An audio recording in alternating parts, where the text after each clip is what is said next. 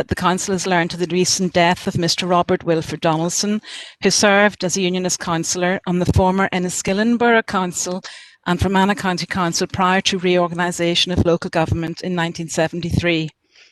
During his time in Enniskillen Borough Council, he served a term as Deputy Mayor.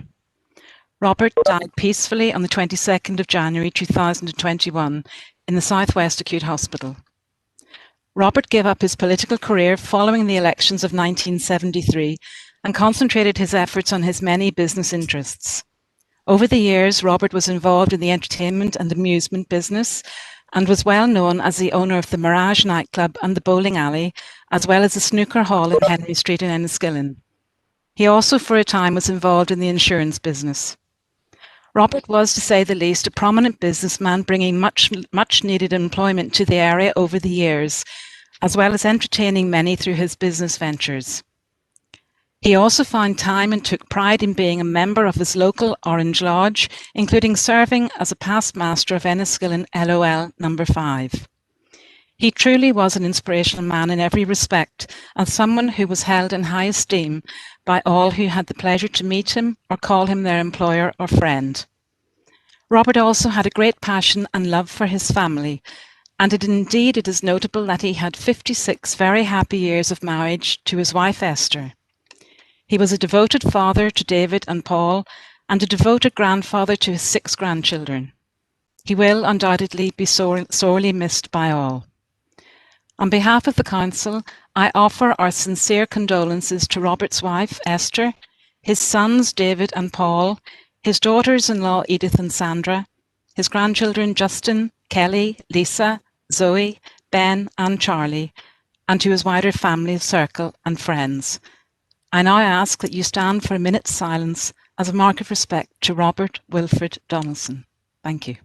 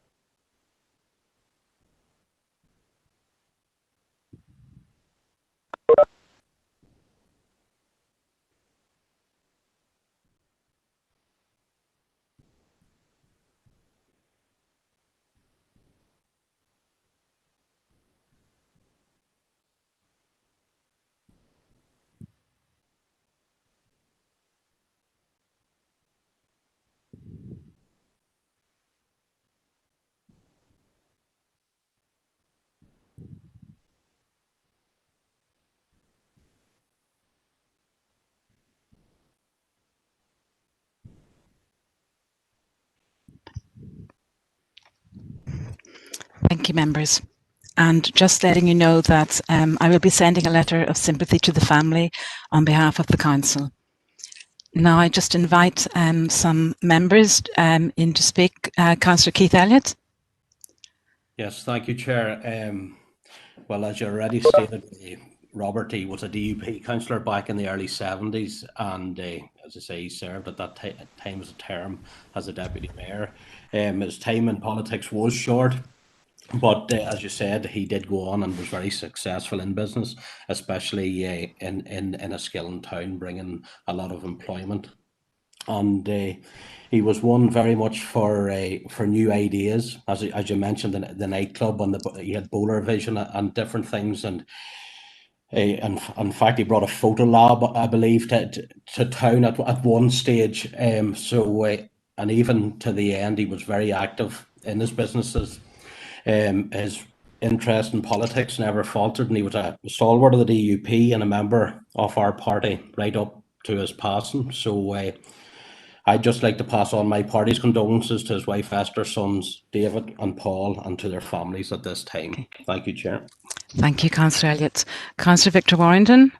Thank you, Chair, for letting me in. Well, I obviously want to be associated with all the remarks to Robert.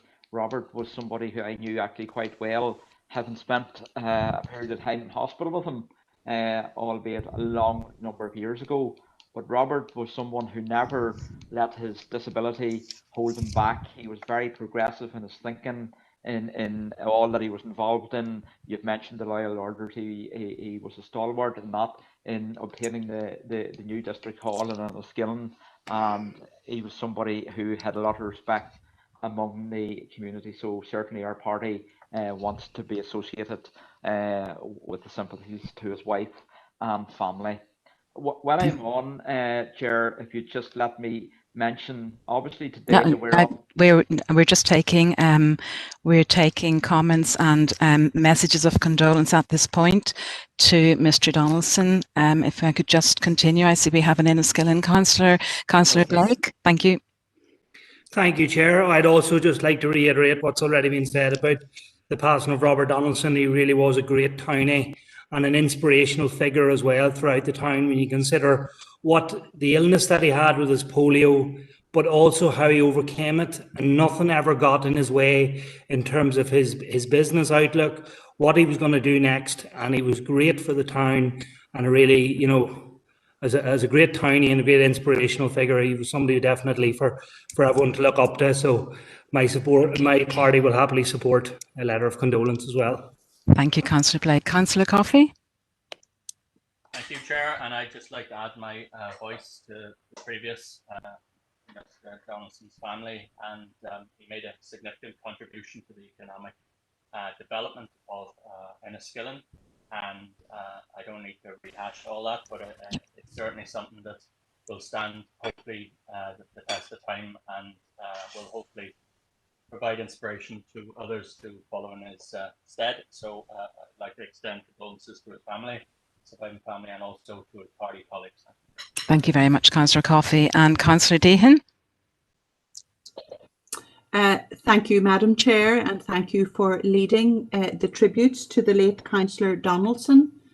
I did not have the pleasure of working in council with the late Councillor Donaldson, but from the description that you give of him, Madam Chair, and the contributions from other members, he seems to me to have been quite a remarkable man, a very, very enterprising and forward-thinking businessman who brought great economic benefits to the town of Enniskillen and much needed employment.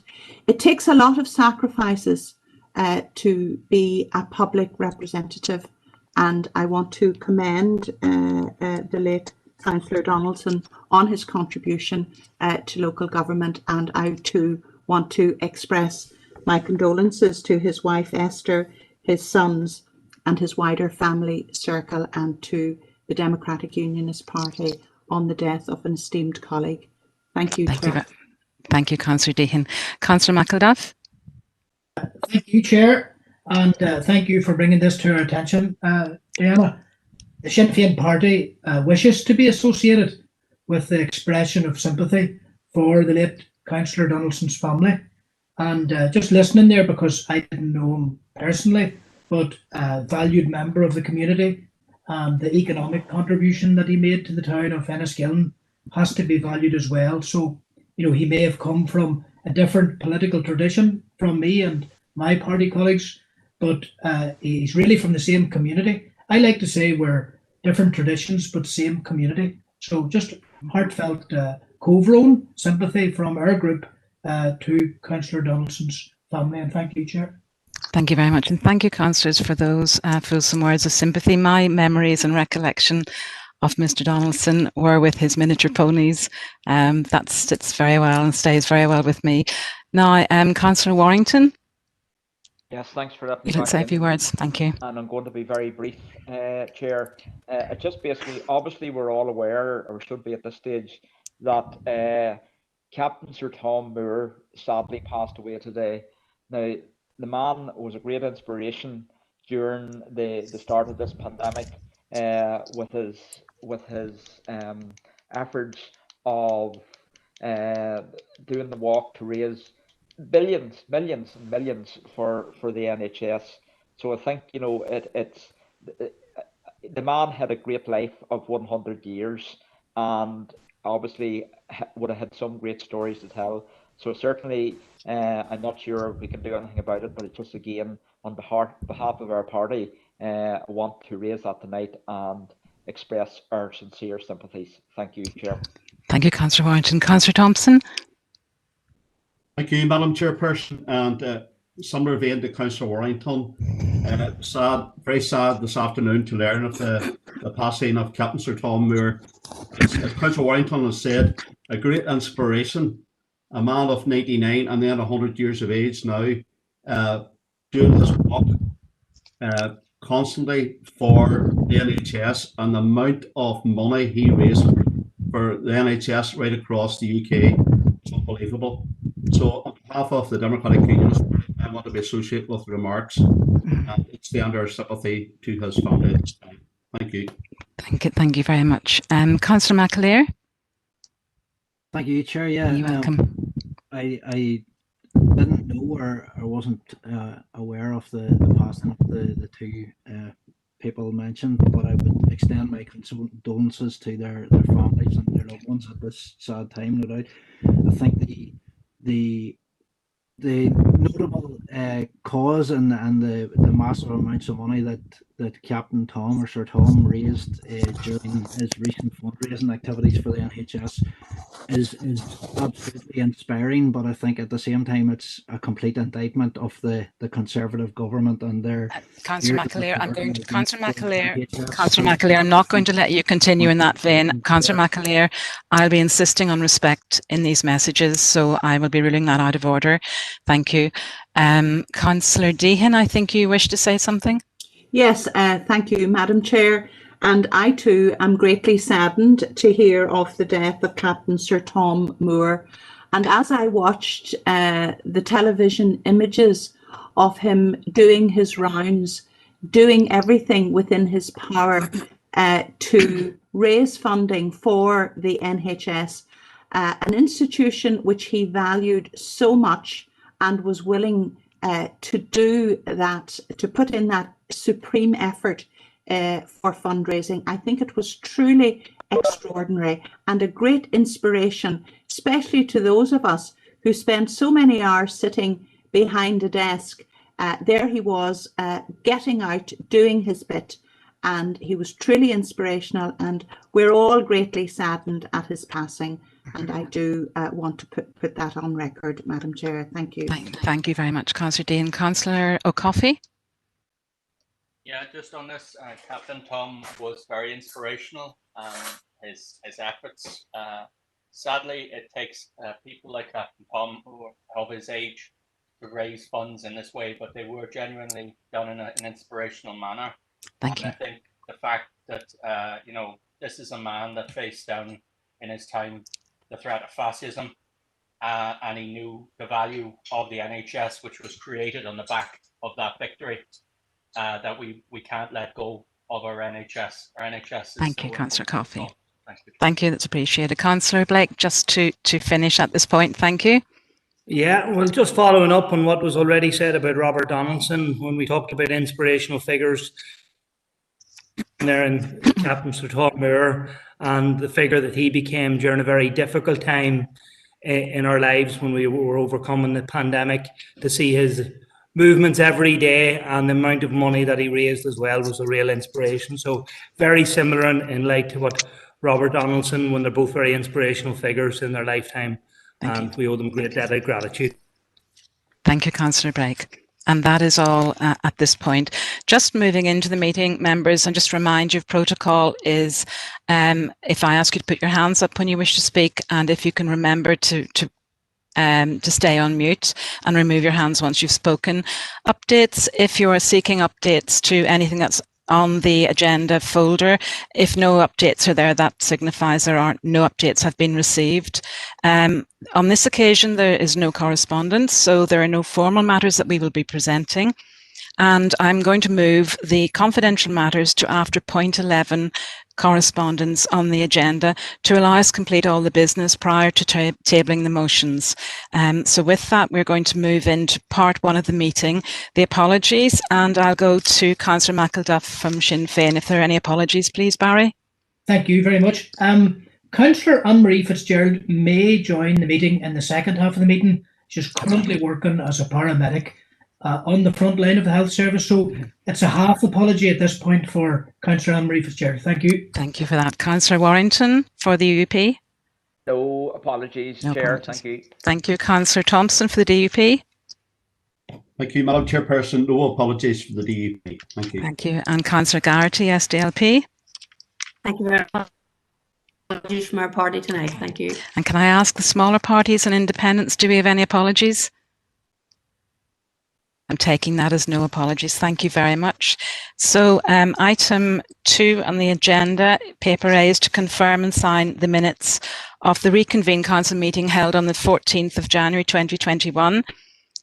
Let me see, on the 12th of January 2021, I beg your pardon, that is paper A. So for accuracy first, we're going through page 1, page 2, page 3, page 4, page 5, page 6, 7, 8, 9, 10, 11, 12, 13, 14, 13. Councillor Warrington, do you have, you're withdrawing that? Okay, thank you. Councillor, page 14, 15, 16, 17, 18, 19 and 20. And do you have a proposer, please, with their hand up? Thank you. Councillor Warrington to propose, and is that Councillor Thompson to second? Thank you. Happy to second, Madam Chair. Okay, all agreed, members? Thank you. We take that as approved. Then moving to item 3 on the agenda, paper B, to confirm and sign the minutes of the reconvened council meeting Thursday, 14th of July 2021. For accuracy, page 1, page 2, 3, 4, 5, 6, 7, 8, 9, 10, 11 and page 12, please. If I could have a proposer, Councillor Coyle to propose, and if I could have a seconder, please. And that's Councillor Erskine. Thank you very much. All agreed, members? Can I just take that as agreement? Thank you. So moving to point 4, declarations of interest among our members. Have we any declarations of interest on with the matters tonight? I'm not seeing any indications. So we'll turn back to item 5, the council meeting of the 12th of January, matters arising. Page 1, page 2, 3, 4, 5, 6, page 6. Councillor McAleer, do you wish to come in? Sorry, Chair, it's actually page 3 and page 4. It's in relation to a procedure or protocol issue that I have, I suppose, subsequently raised with the Chief Executive and the... Councillor McAleer, thank you. I am aware of this, and as this is not a matter arising, not in the business this evening, there are mechanisms within the mechanisms that deal with that. I know you are in correspondence with the Chief Executive, and just I would ask you to pursue that with her through that mechanism. Thank you. Sure. We're moving on now. Thank you. In relation to the time sensitivity of this issue, because I've received correspondence this evening, which I don't think has... No, we can't. It's not being dealt with here, Councillor McAleer. Thank you. We're going on for matters arising. I think we're on page 7, page 8, page 9, page 10, page 11, 12, 13, 14, 15, 16, sorry, Councillor Smith, page 16. Have you a matter there to discuss? Thank you, Chair. I'm just looking at here that during that meeting, I understand that the comment was made that... sorry, Councillor, could you refer us to which page you're on, please? I believe 16. 16, thank you. Yeah, and that the proposed New Ireland would be I believe the comment was said it would be an independent nation free from external influence, international influence, wherever it comes from. I just would like to ask that proposer if that means that Sinn Féin has returned to its old roots as an Brexit party. That's not a matter arising, Councillor Smith. No, we're moving on. So we're going to page 17. page 18, 19, and page 20. And that is that paper A. Moving to matters arising of the reconvened council meeting, paper B, page 1, page 2, page 3, page 4, 5, 6, 7, 8, 9, 10, 11, 12.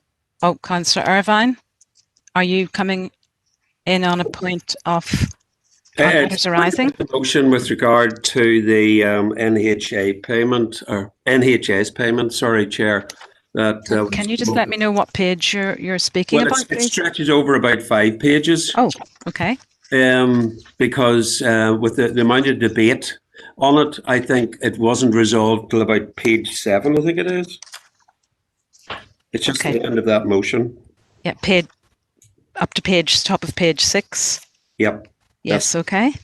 The comment I would like to make, I mean, there was worthwhile debate in regard to the sentiments coming out of that motion, and I know there were several amendments brought, but subsequent to that, I think it has to be noted that the Minister, Robin Swan, has actually moved with regard to payment to staff, but he has widened the breadth and reach of those people that are going to benefit for that. And I think that is to be welcomed, and he is to be commended, not only in doing that, but actually to commend the people that have actually going to avail of that for the service they have provided over the last nearly 11 months, and it's still ongoing. So I would commend what he is doing, and I would also commend the people that are going to avail of that. Thank you very much, Chair. Thank you for that, Councillor Irvine. Councillor Erskine? Thank you, Chair. Yes, it was just to come in there on a similar vein, just as opposed to it was wonderful to see the Health Minister now moving forward on this, and certainly the workers who are going to receive this payment are duly deserve this. And I was delighted to see that in particular student nurses and people like that who were on placement will also receive a payment, because I know from speaking to some of those people that was a really worrying cause of concern from them, and they have been working the same hours as well. So just on a similar point, Chair. Thank you. Thanks, Councillor Erskine. Councillor Coffey?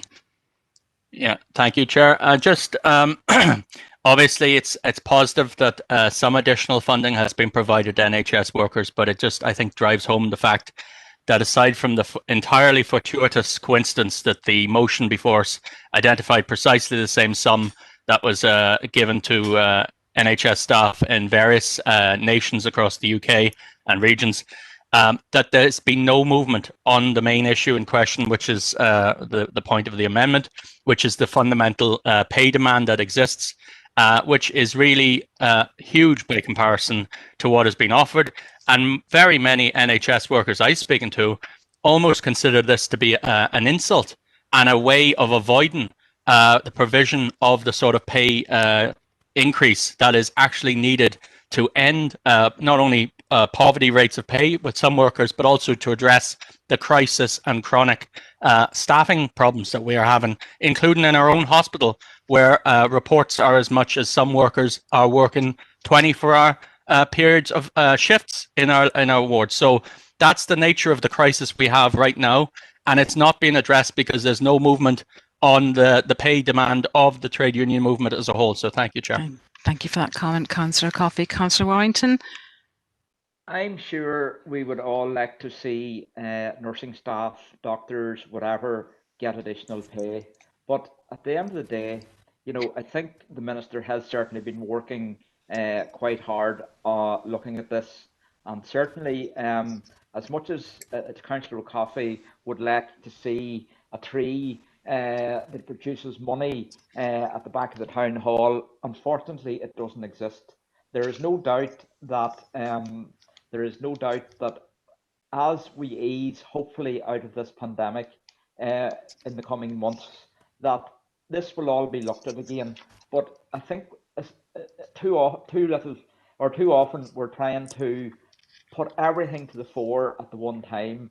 and I think it's just not possible to do. We need to get out of this pandemic, and we can continue. I think the £500 and the £2,000 that have been offered to students, and that, I think it's excellent. And again, Councillor O'Coffey seems to have been speaking to these workers.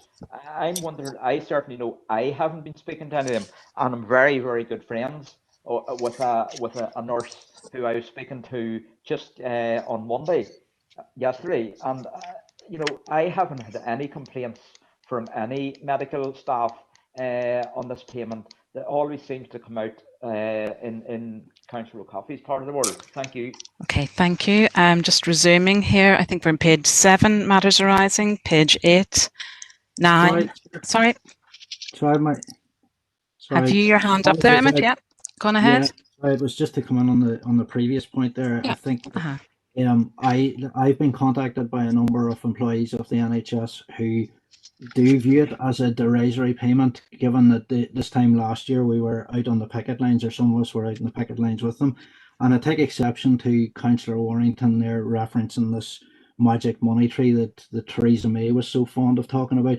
We're aware in the last week of up on £300 million mooted to be returned to the Treasury by our own Stormont executive. There's no denying that there are funds available when government wants to produce the funds, and I think it's quite insulting to staff members and to frontline staff who have really been through what they would describe as being like on a war zone for the past 12 months or so, and like it's not good enough to be so dismissive of the demands of the workers who are on those front lines and their trade union representatives. So I would just like to raise my objection to the comments that the Councillor Warrington put over there. Thank you, Chair. Thank you, Councillor McAleer. Page 9, page 10, page 11, and page 12. That's completed. So they were moving now on the agenda on to confirm the minutes of the committees. I'll go to the chair of each committee for approval. These are for accuracy, starting with the Environmental Services Committee, held on Wednesday, 13th of January 2021. Page 1, page 2, page 3, 4, 5, 6, 5. Councillor Feely. So, sorry, Diana. Going too fast for you? Come in on page 3. Yeah, we'll go back to page 3, yes. Yeah, I just want to get up here. Sorry, I'm kind of slow here tonight on myself. It's on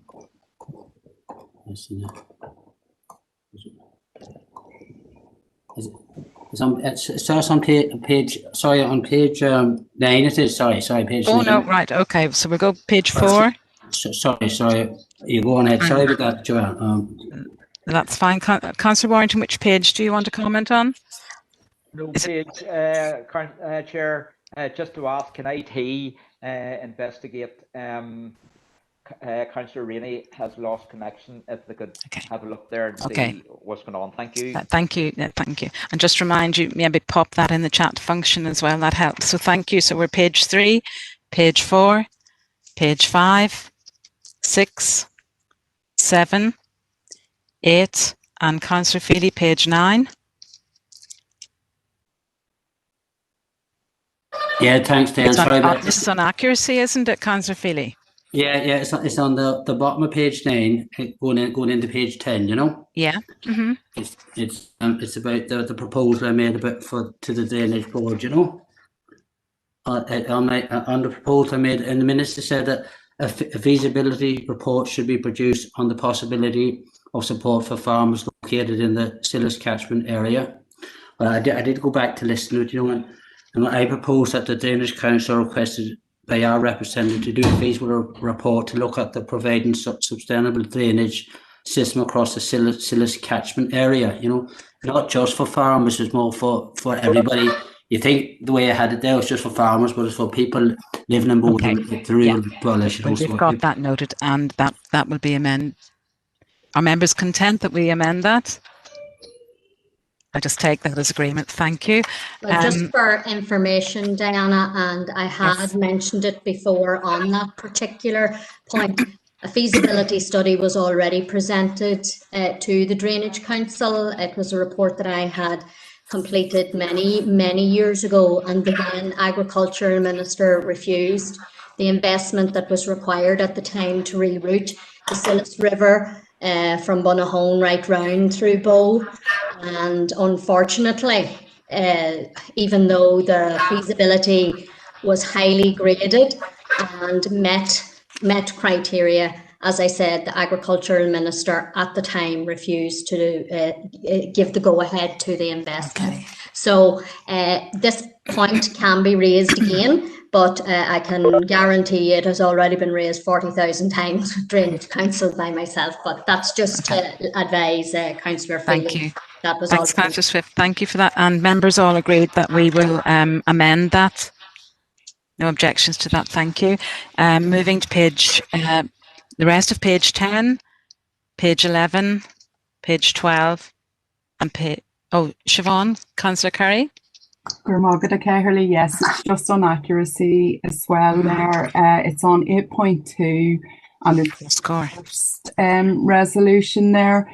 It's just to clarify on the third line, to investigate possible funding options for the reconstruction of the Bailey Bridge on the Roscoe Viaduct. It's actually the reconstruction of the viaduct itself, not the Bailey Bridge, which, as members will understand, I know it's a bit confusing, but the Bailey Bridge is the temporary section, so it's actually for replacement of viaduct. Viaduct. Yeah. Okay, we'll get that corrected. Thank you. And members all happy with that amendment? I take that's approved. So, and just then for accuracy, page 13, there's nothing there. So if I could go to Councillor McPhillips for approval. Yeah, proposed, Chair. Thank you, Councillor. With those amendments? Yes. Yes, with those amendments, yeah. Thank you. Is that Councillor Thompson to second? Second, Madam Chair. Thank you. And all agreed members? Thank you. Moving to the Regeneration and Community Committee, Tuesday 19th of January. I'll be asking Councillor Tommy Maguire, the Chair, and this is for accuracy here. We're going through page 1, 2, 3, 4, 5. Councillor Donnelly, Anne-Marie Donnelly, yes. Thank you, Chair. It's in relation to the resolution at the top of page 5. Okay, yes. It said on the proposal of Councillor Donnelly, seconded by Councillor Curry, the community groups and Fermanagh and Omagh District Council be notified of the new funding programmes which are due to be opened, which is correct. But there's another part which John amended within the proposal to state, I'll just get the correct wording here. Sorry, who was John? Sorry. John Boyle, beg your pardon. John Boyle, yes. Director, yeah. John Boyle had said that who could then be appropriately supported to make applications. I think that's important in terms of the resolution. He made the suggestion to amend the proposal. Yeah, I think if we, I see that's referred as well over on page 4, Councillor Donnelly, just would be developed and then communicated to community and voluntary groups who could then be appropriately supported to make the applications. I think it's important just the point that they will be supported to make applications. I just think that specific point is and you'd like that put in just in that in the resolution there that's been resolved, just to put that in there. I'm sure that's absolutely fine. Is that agreed with everybody? That's good. Okay, thank you very much, Councillor Donnelly. Yes. Matters arising continuing for page 6, 7, 8, 9, 10, 11, 12, 13, 14, 15, 16, 17, 18, 19, 20, 21. And Councillor Maguire, are you happy to propose us with that inclusion, with that amendment? Go Chair Carley, certainly, Chair. Yeah, Molan Minturski. I propose the minutes. Thank you. Thank you, Councillor Anne-Marie Donnelly to second. Thank you very much. Members all agreed? Thank you. Now I'm moving to the minutes of the Policy and Resources Committee, Wednesday 20th of January. For accuracy, I'll be asking Councillor McCann to confirm. So page 1, page 2, 3, 4, 5, 6, 7, page 8, page 9, and page 10. Councillor McCann? Proposed there, Chair. Thank you, Councillor McCann. And have we a seconder, please? Councillor Swift, thank you, Bernice. And all agreed? Thank you, members. Moving to the Brexit Committee, Monday 25th of July 2021. Councillor Blake is the chair. So for accuracy, page 1, page 2, 3, 4, 5, 6, 7, page 8. Councillor Blake, would you like to propose? Happy to propose, Chair. Thank you. Thank you. And a seconder, please. Councillor Curry, thank you very much. And all agreed? So that's accurate as well. Now, members, as we have no correspondence, as alluded to earlier, we're going to move to confidential business, and to do that we are going into closed session. And to our listeners on YouTube, we don't estimate we'll be off there for long, but we do go into confidential matters here. We have some minutes of meetings to check for matters arising in accuracy. So if I could have a proposer and seconder to go into confidential business, is Councillor Anne-Marie Donnelly and Councillor Thompson. Thank you very much. On and go to the Chief Executive for a summing up. Thank you.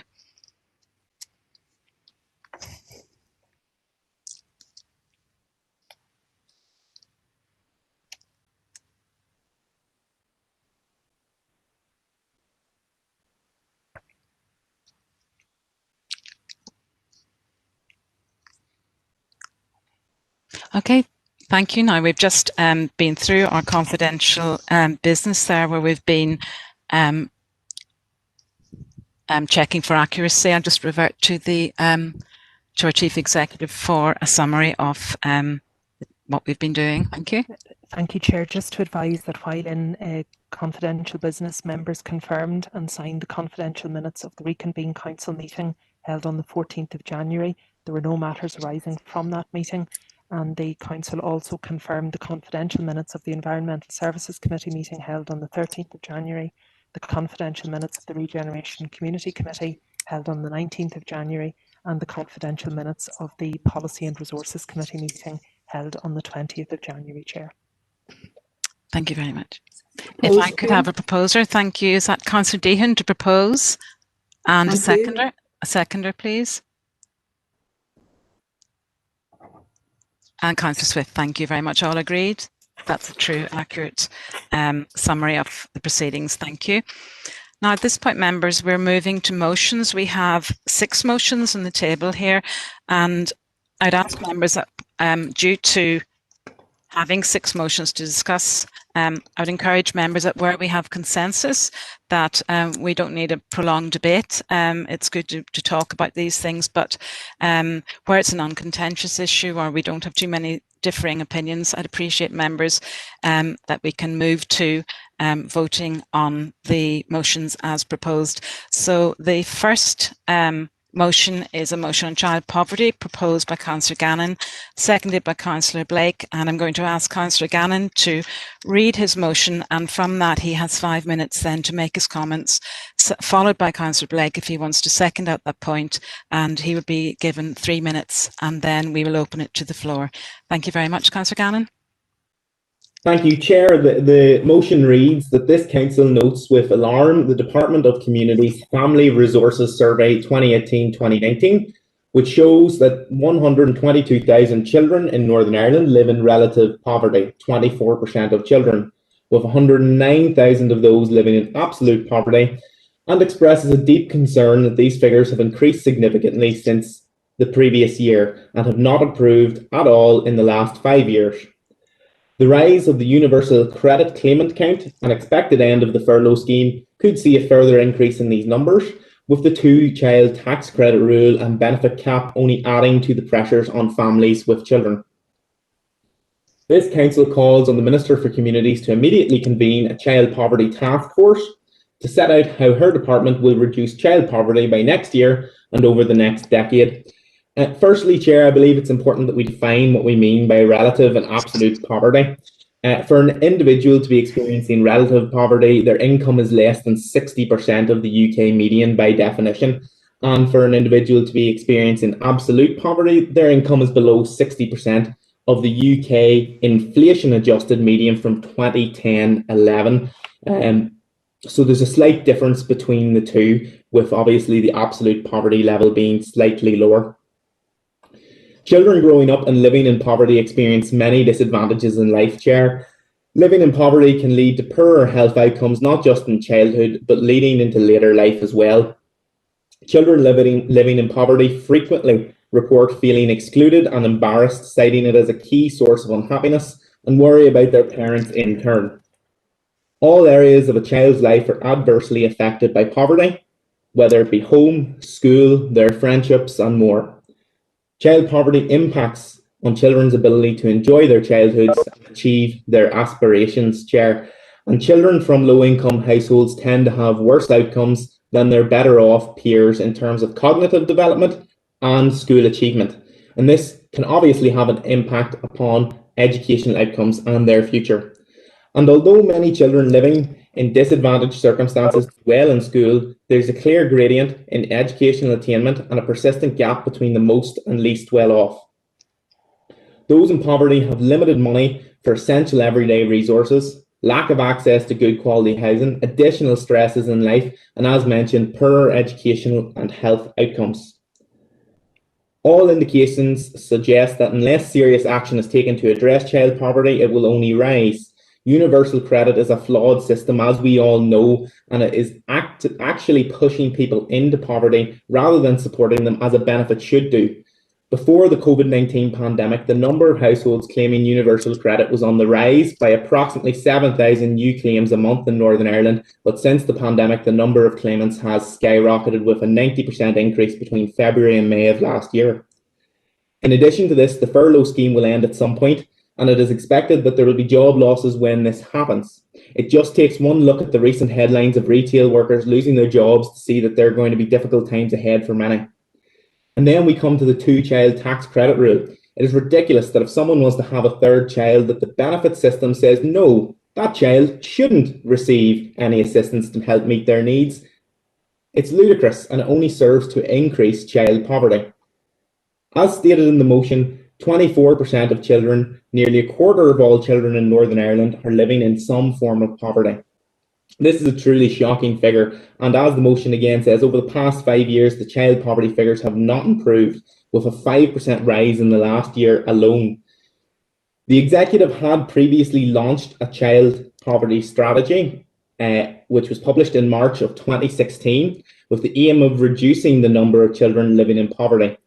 That strategy has clearly failed, and the numbers show this. Therefore, strategies, whilst good intentioned, are not enough to tackle the issue of child poverty alone. The Minister for Communities needs to immediately convene a child poverty task force, one that has a specific focus on the issue and sets out actions that will be taken to reduce child poverty. And it needs to address this issue now and set out ambitions to reduce child poverty, not just in the short term, but over a sustained period of time. I hope the members will support this motion. Thank you, Chair. Thank you, Councillor Cannon. Councillor Blake, you're the seconder. Do you wish to say anything, or do you want to confirm that you're seconding the motion? I'll second it, and I just want to say a few words as well, if that's okay. Permitted, Certainly, Chair. yes. The number of children living in poverty here is staggering. A quarter of children living in poverty in modern society is just unbelievable, and it can't go unaddressed any longer. The lives of these children will be hugely impacted now and into their adult life. Those who are most deprived and living in poverty can expect to live 19 to 20 fewer years of their lives in good health compared to children from the least deprived areas. They're literally being robbed of their future. In addition to this, the Millennium Cohort study shows that poorer children are 4 times more likely to develop mental health problems by the age of 11. There's more than health impacts. Children from low-income families often miss out on events that most of us would take for granted. They miss school trips, can't invite friends round for dinner, and can't afford a 1-week holiday away from home.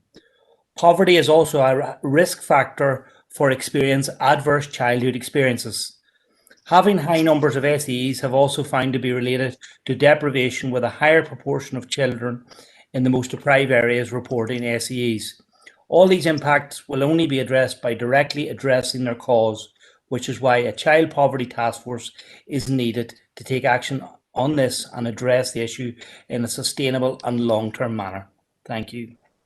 Okay, thank you, Councillor Blake. And our first speaker to the motion is Councillor McElduff. Thank you, Chair. Chair, I welcome this motion. I welcome any motion which is aimed at tackling child poverty. And from a council point of view, I think we should remind ourselves that we have taken the subject of poverty, including child poverty, very seriously. It was on Monday, the 24th of February last year, just before the pandemic descended upon us, that we staged a major Struggle is Real, the Struggle is Real conference in the School Arts Centre in Omagh.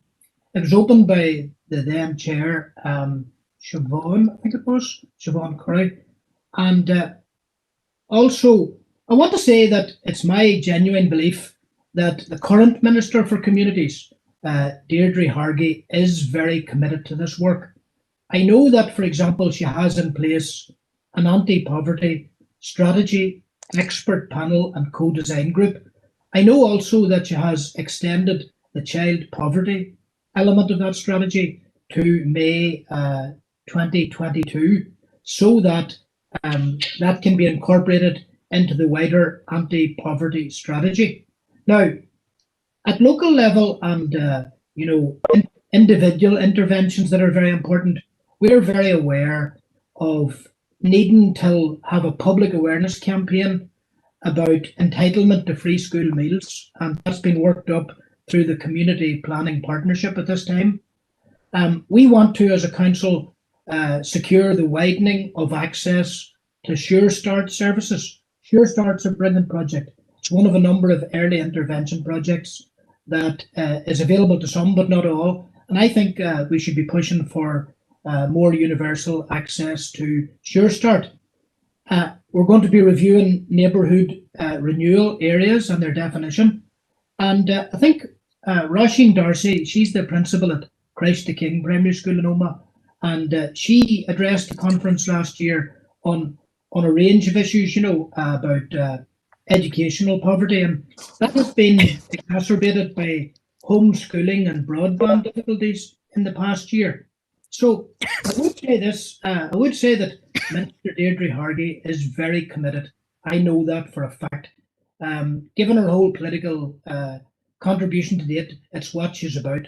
And it's good that she's in place at this time to take on board advice such as we are offering her as a council. Thank you, Chair.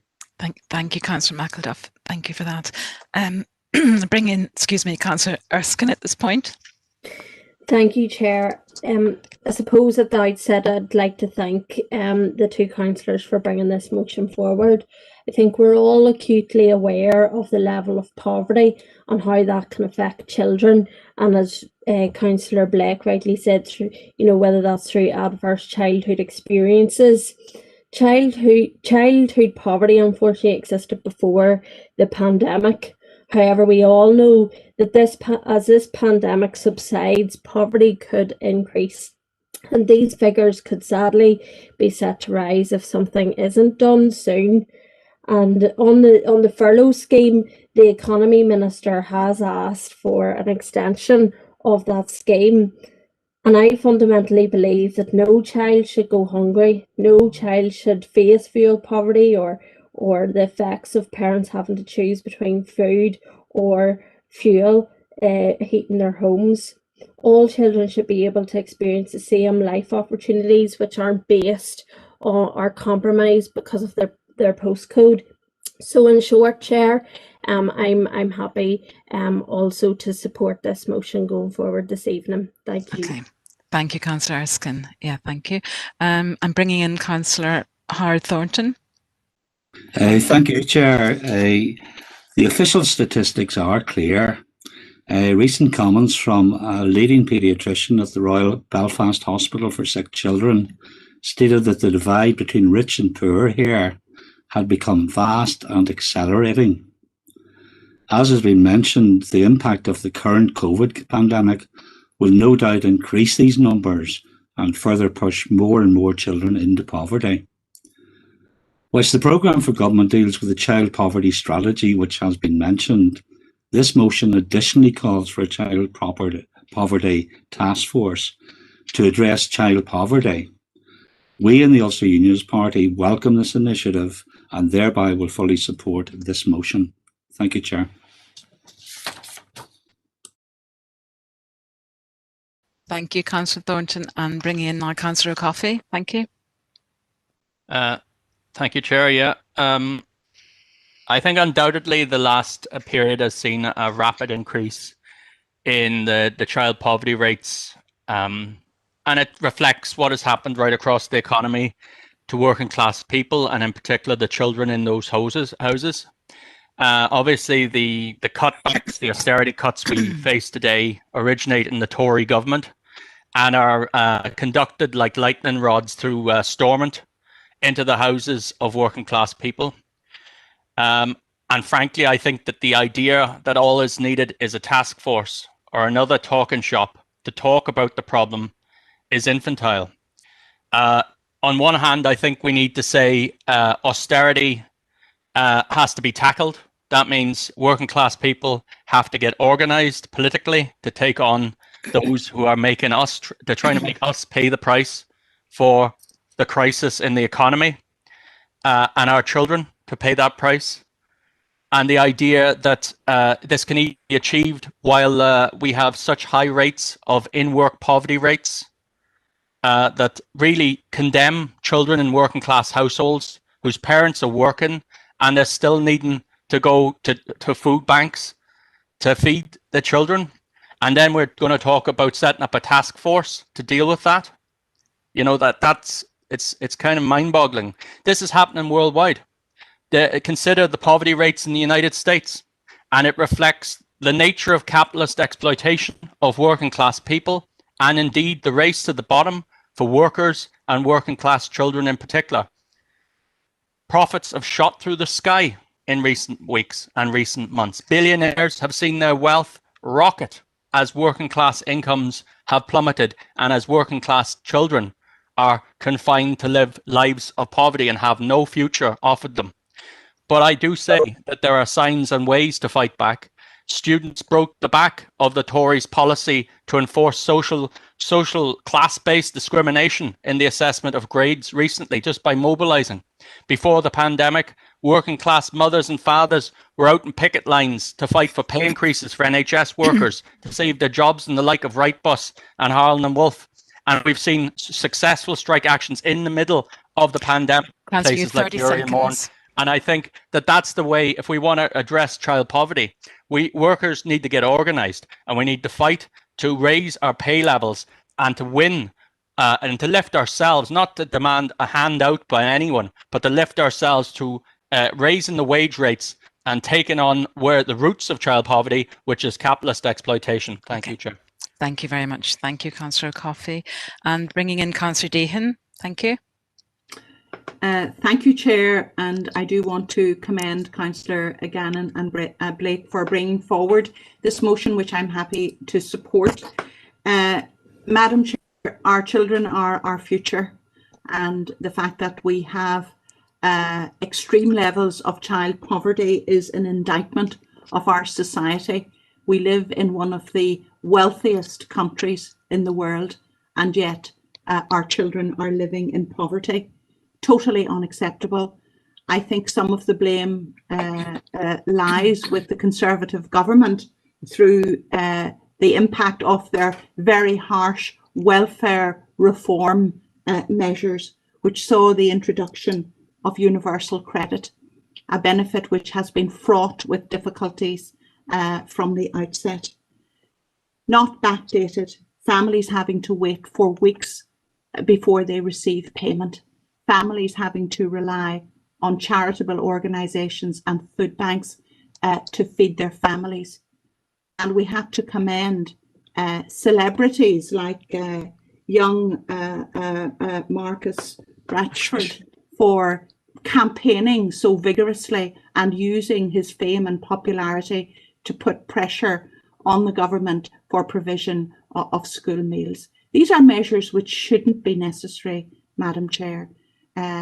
If childhood poverty is not addressed in a constructive way, we are going to see real detrimental impacts on our future society. I don't doubt the bona fides of Minister Hargay, as Councillor McElduff has said, but I do think that we need a task force to critically evaluate the measures that have been put in place to date to address poverty, to seek to reverse some of the worst excesses of the Welfare Reform Bill, and to ensure a better future for our children. So I'm happy to support the motion, Chair. Thank you. Thank you. Thank you, Councillor Deehan. And our last speaker is Councillor Keenan. Thank you, Councillor Keenan. Thank you, Chair. Yeah, poverty, I think a more accurate term that I would use would be inequality. And when you talk about inequality derives only from political decisions. And we're finding ourselves now, after years and years and years upon years of willfully made political decisions, it's inequality that we're seeing here. Child poverty is one element, but it is inequality. And I believe as a council and local government that every policy we challenge should, if there's inequality, should be challenged. And yeah. Thank you, Councillor Keenan. And I'm just going to invite the proposer of the motion, Councillor Gannon, just to sum up before we go to a vote on the motion. Thank you, Councillor Gannon.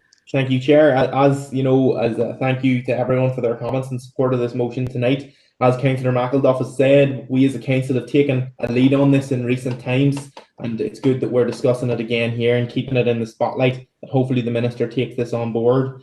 Councillor Coffey did mention about the need for action. I don't propose this as a talking shop. I see strategies have failed and not delivered, but I hope that this is a task force that will deliver actions that actually see benefits for people who are in these situations, in particular for children who are suffering these horrendous situations. But again, Chair, I'd like to thank everyone for their support of this motion so far. Thank you, Chair. Thank you very much. Thank you. And just I'm sensing consensus here. I'm just going to ask members, are we all, or rather than asking, are we all in favour? Is there anyone not in favour of this motion on child poverty? Chair, I'd like to dissent from it. You'd like to are you abstaining or dissenting?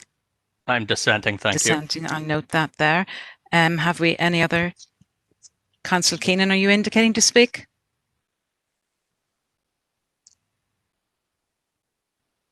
No. No. Thank you. So I take it that that is bar Councillor Coffey. That is a unanimous. That has been passed unanimously. That motion from Councillor Gannon, seconded by Councillor Blake. Thank you very much indeed, members.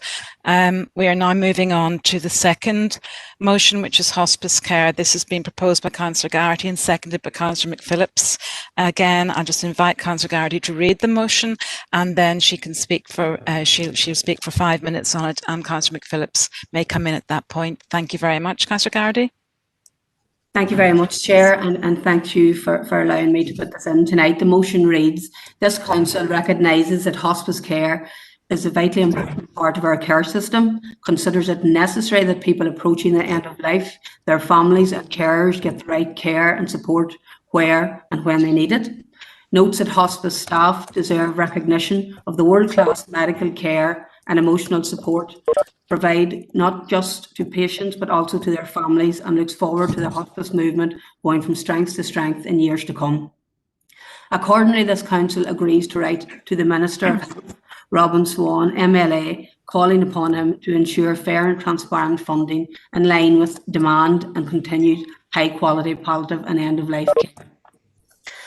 Thank you very much, Chair, and I don't think this is one that will cause any great concern or divide, hopefully, in the chamber. I would hope not anyway. And I'll be honest with the members from the outset, which I would always like to do where possible, and that this motion has come from a party colleague of mine who was touched very recently by this. She's Helena Dallatt, John Dallatt's daughter. John was a party colleague member as well. Many would be familiar with him.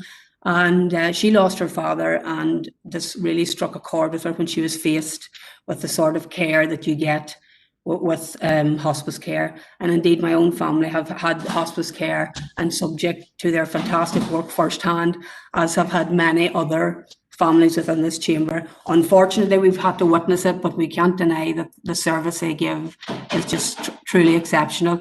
It's because of that that I was happy to take this on. She was so moved by it. Her wishes were to get this motion rolled out in as many council areas as she could. So therefore she asked me would I mind, and I didn't hesitate in saying I would be delighted to bring this to our council, and hopefully it would get the support that it's getting throughout other councils at the minute. I was so moved by her story. You absolutely couldn't refuse such a request. But the fact of the matter is, this hospice care is vital in our society. It does such great work, as many of us know, and indeed many that work in that area and people closely connected to our care system. And there is a need, there's a greater demand for it, unfortunately, and there's not enough money, like many things, to allocate it. These things are maybe not divvied out as efficiently as it could be. Therefore, this is just a genuine call to Robin Swan MLA to make sure, as I said in the motion, that everything that we're doing, indeed all we can and the best we can for these people, that as long as this continues, that we will be given as good a care we can to our family, loved ones and our neighbours and our whole community. So Chair, like I say, it's not something I hope that'll be divisive. It comes in a genuine mode, and it's just that as much as I have to say in it, because it was a personal story, I kept it personal. Everyone here is familiar with the facts and figures, and I'd rather speak from the heart than read out a pre-listed load of dates or figures. So I hope it gets support, Chair, and that's me, and I think Jarvin's happy to second, but I leave it there. Thank you very much.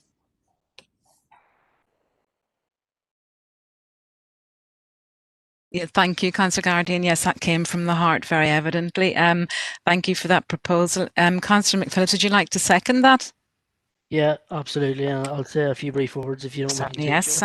Yeah, thank you. Well, I say Councillor Gardy has said quite a bit there, and I'll just add another few points to it.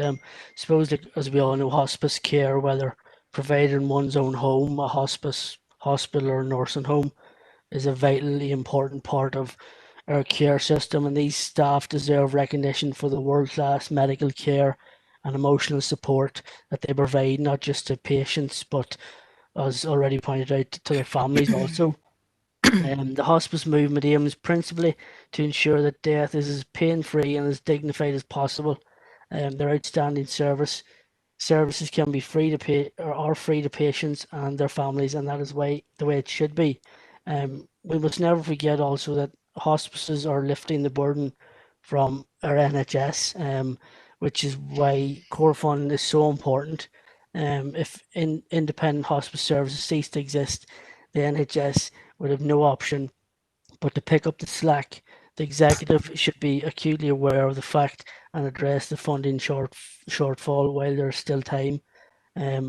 Hospices also need to be given the freedom and confidence to plan future services, and we need to enable our hospices to get back to focusing on what really matters most: care and support in our local communities, so that those approaching the end of life can do so in comfort and with dignity. And that's all I have to say, and I'm happy to second that. Thank you. Thank you, Councillor McPhillips. And just pass over to members for some comments now, and invite Councillor Warrington to speak. Thank you, Chair. Well, I suppose Councillor Garrity has mentioned that we're all, to some degree, have experiences of hospices and friends and family receiving end-of-life care. I know certainly that I had a bit of experience of it with an aunt a few years ago. I spoke to our Health Minister on this issue, and as the Chamber are probably aware, Minister Swan announced additional funding of 1.65 million for hospices in Northern Ireland. This funding, which is non-recurrent, is part of the additional COVID-19 funding for 2021. This is in recognition of the impact of COVID-19 and the additional costs that hospices face as they continue to provide palliative and end-of-life care during the pandemic. Hospices have had to adapt their services and respond to challenges, certainly no more than in the last few months. And certainly from that point of view, I wish to thank all the hospice staff and volunteers who have worked tirelessly to put new and innovative ways of working to ensure that holistic and personal-centred treatment, care and support are continued to be provided for those who need it. Certainly, as Councillor Gardaí has pointed out, this is a non-contentious motion and the Ulster Unionist Party will be supporting it. Thank you. Thank you, Councillor Warrington. And Councillor Dehan. Thank you, Madam Chair, and thank you to Councillor Gallagher, Garrity and McPhillips for bringing forward this motion. Of course, it is vitally important that our palliative care services are funded appropriately, that these important services do not rely on charitable fundraising, which so many people contribute to and are always most welcome, but core funding, as Councillor Warrington has said, is so important to sustain these services. Chair, I want to take this opportunity to pay tribute to the palliative care services currently offered within our trust, both in the South West Acute Hospital and also the palliative care beds in Omagh Hospital. They provide a wonderful service. Also, the Northern Ireland Hospice community nurse specialists who operate domiciliary palliative care throughout our trust area, and they provide much needed support to the terminally ill and to their families at a time when these families are most vulnerable. And if I could say finally, Chair, it is poignant that recently we note the very sad passing of Dr. Tom McGinley, a GP in Derry, originally from Gweedore, County Donegal, who was responsible for setting up the Foyle Hospice. Dr. McGinley was a GP who was so moved by the plight of a young patient who suffered from terminal illness that he went and did training in London in hospice care in how to manage terminal symptoms and to set up a hospice. And his legacy, decades of fundraising, and his legacy will be seen in the Foyle Hospice, a wonderful institution, and long may it continue to thrive. So I want to pay tribute to Dr. Tom. He'll be greatly missed. And thank you, Mary and colleagues, for bringing this motion, which I'm very happy to support, Chair. Thank you. Thank you. Thank you, Councillor Dehan, and a lovely tribute. I'm bringing in now Councillor McCann. Okay, thank you, Chair. And yes, Sinn Féin will be supporting this motion. It is indeed a fact that those who provide end-of-life care are invaluable to the patient and their families at what is a very sensitive and emotive and difficult time. I also want to pay tribute and acknowledge the huge contribution that those involved in providing palliative care and domiciliary palliative care to patients and support that they provide to families make as well. And I'm sure that the proposers of this motion are also including them in the sentiment, and that's been referenced already. My own family have experience of the work of the domiciliary palliative care teams at first hand a number of years ago as our own mother approached the end of her cancer battle. And I know that countless other families out there across the district will also have benefited from their care and their dedication as well. Hospices and their staff are invaluable to our society. The staff provide a high quality and compassionate care to all those who are in need, and particularly to those who are seriously ill. Like the motion's proposers, I also like to see the hospice movement going forward and from strength to strength so that they can provide their services for years to come. However, the ongoing public health emergency has really hit their ability to fundraise quite severely. In the absence of these fundraising opportunities, we must provide as much support as we can to enable these hospices to continue their work. Sinn Féin recognise these challenges, and I welcome the allocation of over £14 million in financial support to hospices during the pandemic to date by the Finance Minister and my own party colleague Conor Murphy. I think it's appropriate tonight, and Councillor Dehan has already referenced this, that as we discuss hospice care, that we do note the passing in recent days of the founder of the Foyle Hospice, Dr. Tom McGinley. Dr. McGinley received many awards during his lifetime in recognition to his work, including a papal knighthood by Pope John Paul II. And he's left a lasting legacy which will benefit many for years to come. In conclusion, Chair, can I pay tribute to all those who are involved in hospice care and palliative care across our district. Your work means so much to families out there whose lives you touch, and I want to say a big thank you for all you do. Thank you, Chair. Okay. Thank you, Chair. Yeah. Oh, thank you, Councillor McCann. Thank you. Nice words, sir. Councillor Buchanan, thank you. Thank you, Chair. I would just like to say a few short words on the motion as well. It is a very worthwhile motion, and one that is close to all of our hearts in the Council chamber, I'm sure. All the hospice care across Northern Ireland, including the Children's Hospice indeed, is very important and does provide vital care and support to people as they approach the end of life, and also to their families as well. I know that the support received by families is very, very important and good as well. And we would just like to pass on our support as a party as well to the motion tonight. So thank you, Chair. Thank you. Thank you, Councillor Buchanan. Bringing Councillor Coffey. Yeah, thank you, Chair. I'm happy to support this. I think it's obviously critical. This is an issue all of us, I'm sure, at some stage in our life will have an experience of, and the vital importance that is our hospice and domiciliary end of life care services and those who are involved in it and so on. And I just think it is obviously critical that this is funded properly through the NHS.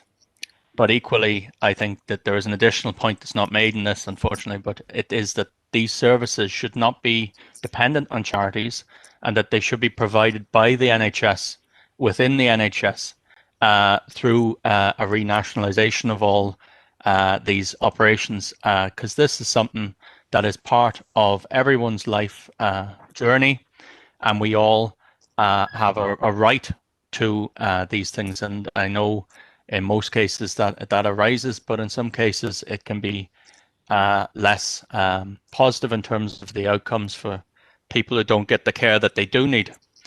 And I think it's important to note that these things should be delivered through a single integrated National Health Service, because I think that's the optimal delivery, and it's the fair. And I do note the word fair in the point, but the essence of the motion is such that I'm certainly supportive of. Thank you. Thank you very much. And the final speaker, Councillor Wilson.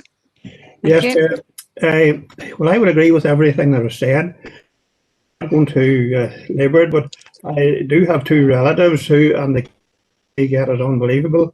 Both of them at home, and one of them does be visited at least 3, if not 4 times a day, and the other one similar. The elderly is 93 or 94, and it's unbelievable the care they get. So I will, and I'm sure our party will be supporting this as well. But I just wanted to 12.4. I wanted to. We're actually sorry, Councillor Wilson.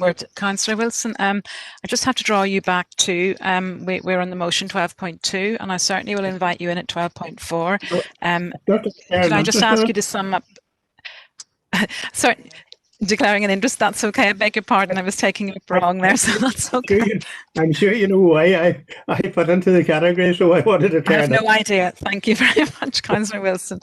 So that's all the speakers on the motion 12.2. I'd invite Councillor Garrity back to say a few words in summary, and then we will take a vote, or we will see what the consensus is. Councillor Garrity. Thank you very much, Chair. Thank you, Diana. And again, I thank all the members for their positivity around this. And I take all the comments on board, and I think they're all very relevant. I want to say thanks to Victor, who went to the trouble of speaking to the Minister on this and taking time out. It just shows that there was a genuine motion in hand. And thank Councillor Dee and Josephine for referencing, of course, the late Dr. Tom McGinley and an incredible legacy that he has left. So I will, Chair, you're doing a gallant job in your role this evening, and I'm not going to do you any disservice or harm. So I have nothing else to say, but I just appreciate all the support from the room, and delighted that this has went through, and I'll be delighted to tell Helena Dallock that too. Thank you very much, Chair. Thank you very much, Councillor Garrity. So I'm taking that members, from the indications that the members are in support of the motion. If there is anyone dissenting, can they indicate now? Thank you, members. That has been unanimously passed. The motion by Councillor Garrity, seconded by Councillor McPhillips, to write to the Minister of Health, calling upon him to ensure fair and transparent funding in line with demand and continued high quality palliative care and end of life care. Thank you very much for that, members. And now we are moving to item 12.3, which is the rescission of a preceding resolution under Standing Order 24. And that is proposed by Councillor McAleer, seconded by Councillor Coffey, and supported by Councillors Deehan, Stephen Donnelly, Councillor Keenan, and Councillor Swift. And I'm now going to invite Councillor Keenan, or sorry, I beg your pardon, Councillor McAleer, to speak on the rescission motion. Thank you. Chair, I'm just mindful that this was a contentious one for some reason the last night, and there was a vote taken on it which was very narrow. And I noticed that not all members are present here, and I know there were apologies for some that may be arriving a bit later in the agenda or a bit later in the meeting. Sorry, I think my understanding was there was one apology received, Councillor McAleer. Yeah. Chair, looking through this, there are actually two councillors missing. At this point in the proceedings, I'm asking you if you could read to us your motion as is protocol. If you read the motion, and then we'll take your comment, your presentation. Thank you. Under Standing Order 16.4, Section C, I'd like to propose that we move this to later in the agenda, if that's all right. No. No, as chair, I'm ruling that we're taking it here at 12.3, and I just invite you, councillor, to read your motion so that we can have a full understanding of it. Okay, well, that's very disappointing, chair, but I'll proceed as advised there. So the proposal is a rescission of a preceding resolution under Standing Order 24. The proposal reads that this council rescinds a decision taken at the council meeting on the 12th of January 2021 to oppose a proposal that discussions and correspondence with lobbyists and consultants relating to both fracking and mining remain in the public domain, apart from where the legislation states that it has to be confidential and/or exempt. It's herein proposed that such a request is revisited by the council, mindful of the current public concern in relation to matters being discussed in closed sessions by this council, supporting the local government aims of openness, accountability and transparency. And as you've said, you've alluded I'll give you 5 minutes. Thank you. Yes. So obviously the issues at stake here, both mining and fracking, are of immense public and local interest.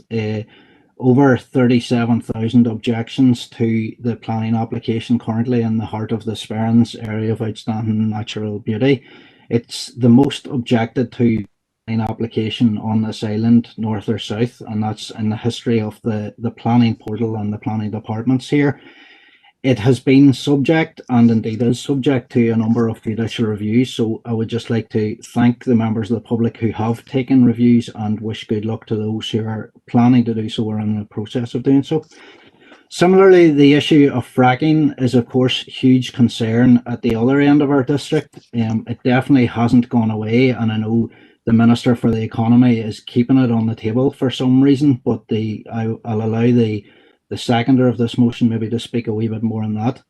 Again, just given the developments and the recent local development plan and fracking fiasco really serves only to highlight and underline the importance of openness, transparency and accountability in all that the council does.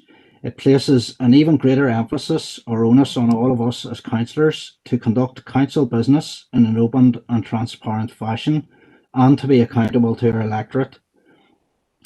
There is, unfortunately, in recent times, a growing lack of confidence in the council's ability to safeguard local democracy and to properly facilitate the representative process, and indeed, given recent meetings, that has only been exacerbated.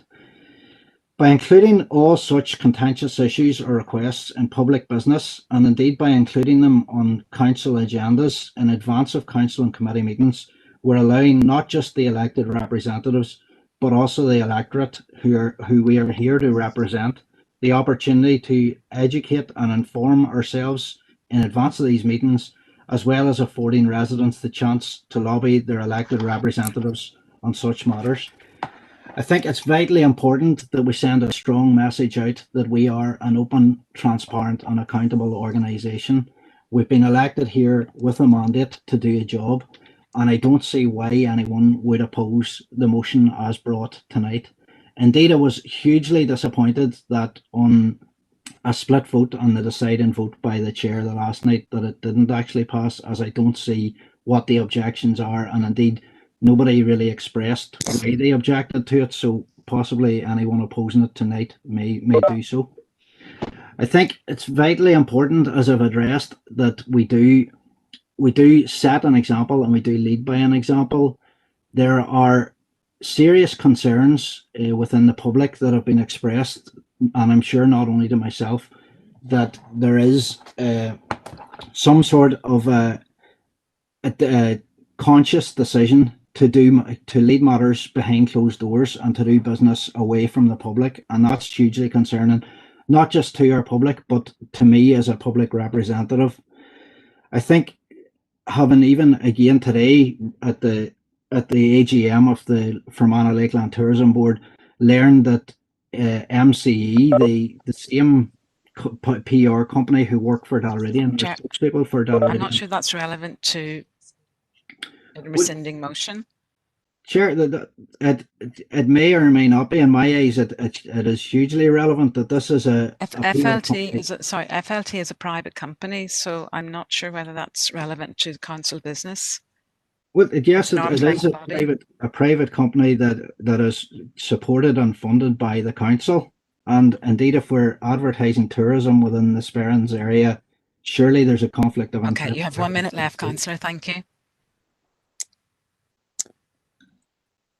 Okay, so just to summarise then, I think it's hugely important that the council sends out a clear message this evening that we stand for accountability, that we stand for transparency, and that we stand for openness, that we're here to represent the best interests of the people who have put us here and not the private interests of private corporations and those with a financial interest in exploiting the natural resources of our district and of our scenic areas of protection. Thank you, Chair. Thank you very much, Councillor McAleer. And your proposal has been seconded by Councillor Coffey. I'm going to invite you in, Councillor Coffey, now to make your comments. Thank you. Thank you, Chair. I'll not use my own time anyway. I think if you consider what we're asking to be overturned, it was a vote down that effectively said that the council would consider discussions and correspondence with lobbyists and consultants relating to both fracking and mining behind closed doors. And I think it doesn't take long to consider that, and realize how that would pose significant troubles to those of us who seek for the council's operation to be seen in a democratic light. And I think it's very important that we as a council attempt in all our activities to open maximally our activities to public scrutiny, the positions of the relative councillors who are elected. All these matters are should be open and transparent. Nothing should be hidden. I don't see why it would benefit anyone. And I would have to say that this motion has considerable support, I would have thought, from across not just the anti-fracking, All Ireland anti-fracking network, which is working extremely closely, I must say, with the anti-mining campaign. And I think that this sort of motion here shows the commonality, actually, of campaigns for environmental improvement and safeguarding in terms of ensuring decisions are kept in the public eye, and that really I don't see why we would want to have lobbyists and consultants acting for vested interests appearing behind closed doors to council. And I think this is the moment when we as a council can say this is not going to happen anymore, and that we will do our business in front of the people, and I think it will only be a good thing. So I won't go into any detail more around the issue of fracking. I'm sure everyone knows where things is at. There's live applications. The minister has refused to ban the industry, despite the fact that the Assembly voted against it, and there is obviously a motion coming forward to see it banned. which we would all be supportive of. But in a sense, we have to see this at local level, and the first point of that is really that we would have these discussions and anything like that in the public eye when it doesn't have to be held legally behind doors. So I ask all councillors who supported the last time certainly continue to support us, and I would ask other councillors who to change their mind and to reconsider. Thank you, Chair.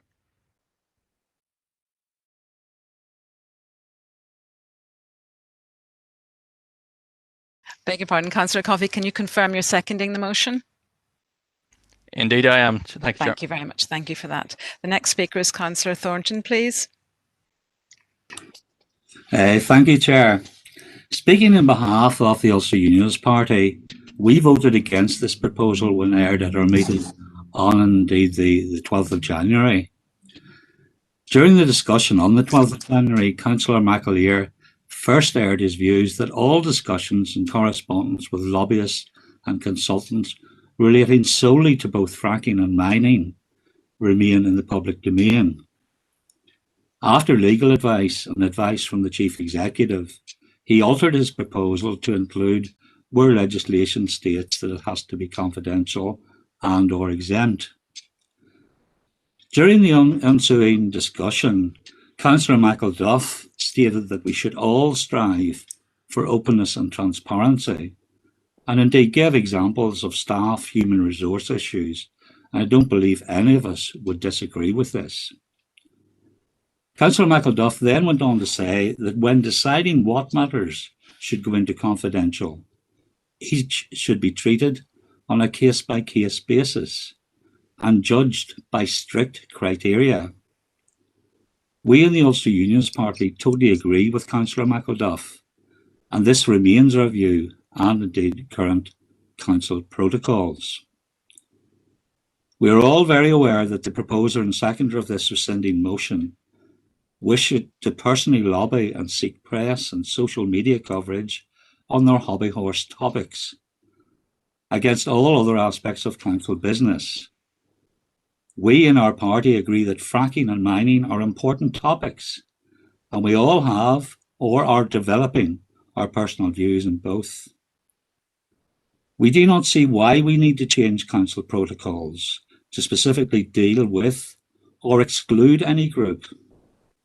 We believe that there should be openness and transparency to all matters and agree with Councillor McElduff that every matter should be treated on a case-by-case basis and judged by our existing criteria, which is in line with legislation. We believe in equality to all relevant groups, and they should be treated on the same criteria, regardless of what opinion they may project, whether it suits us or doesn't. Recently, the findings of an independent investigation were provided to Council in confidential business. I have 30 seconds, Councillor. Thank you. Well, Councillor Irvine and our party would have preferred that the findings were aired openly and transparently, but it was decided otherwise. We had to accept that determination. Others amongst us should follow suit. In light of inclusivity and fair treatment for all, the Ulster Unionist Party will be voting against this rescinding motion. Thank you, Chair. Thank you, Councillor Thornton. And inviting Councillor Elliott now to speak. Thank you, Chair. Well, this motion is about rescinding the decision took by the Council on the 12th of January. On that night, the DUP councillors made their vote on that night, and we stand by it, and we'll be voting against this motion, and can ask for a recorded vote on it at the end. Thank you, Chair. Okay, thank you. Thank you, Councillor Elliott. Bringing in Councillor Feely. Thank you, Keirley, and I'll be brief on this, for I know we've a couple of other motions to go through, and like Donald there, I'm not going to go into a big debate about fracking because everybody knows my stance and my party stance on fracking. Well, Sinn Féin reiterate our position on this. We feel it is also in line with the current council procedures on dealing with confidential business. We supported the initial proposal last month and will be supporting it again tonight. I live in and represent the area which have been mostly affected if fracking had ever got the go-ahead. So it is very important that any contact we have with these outfits are dealt with openly and transparently. Thank you, Diane. Thank you, Councillor Philly, and now Councillor Swift. Thank you. Maggot, yeah, and I think just to go back to the crux of the purpose of the proposal here tonight, the motion, sorry, and it really is, and it's in the single inverted, that the discussions and correspondence with lobbyists and consultants relating to both fracking and mining remain in the public domain. And as Howard is after saying, and where we have already obtained our legal advice, that it states that it has to be confidential and or exempt. So with that in mind and imbued with that spirit, it is quite simple. Let's have the discussions publicly where we can be accountable, open and transparent. And that's all the people in the area, in my DEA, ask for. It's well known that I'm pretty lifelong now anti-fracking and anti-mining. I have not welcomed any of the proposals thus far by Tambourne or indeed Radian in the Greencastle area.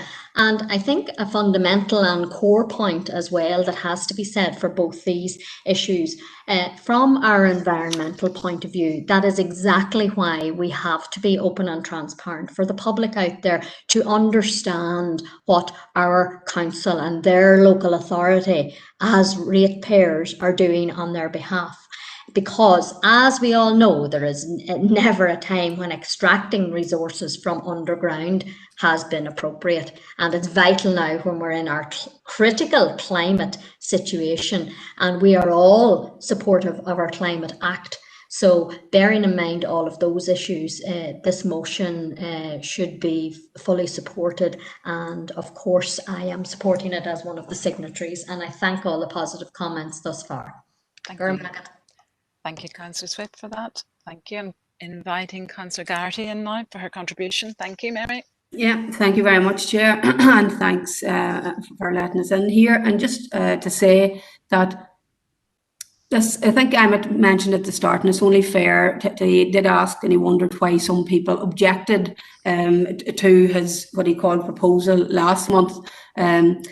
And it's quite simple. Sometimes the debates can run on, and at times even can get confusing. But this what Emmett has proposed last month, it's something we already do. This motion, as far as we're concerned, is what we do. We take things into confidential when they have to be or are exempt, and we have all we need to have in public and be as transparent as we can. We believe that's the way the council operates at the minute. I don't think it's helpful to mention fracking and mining. I think that across the board, including fracking and mining and all activities where it's possible we can have it open and an open business, that's what we want. You know, those items included, but in all aspects of business or tourism or anything, or whatever we're talking about, anything we can have an open business, we like an open business. This motion, this proposal that he made, the reason we went again, it is a bit like proposing, you know, I propose we do the bin collections, or I propose we strike the rate.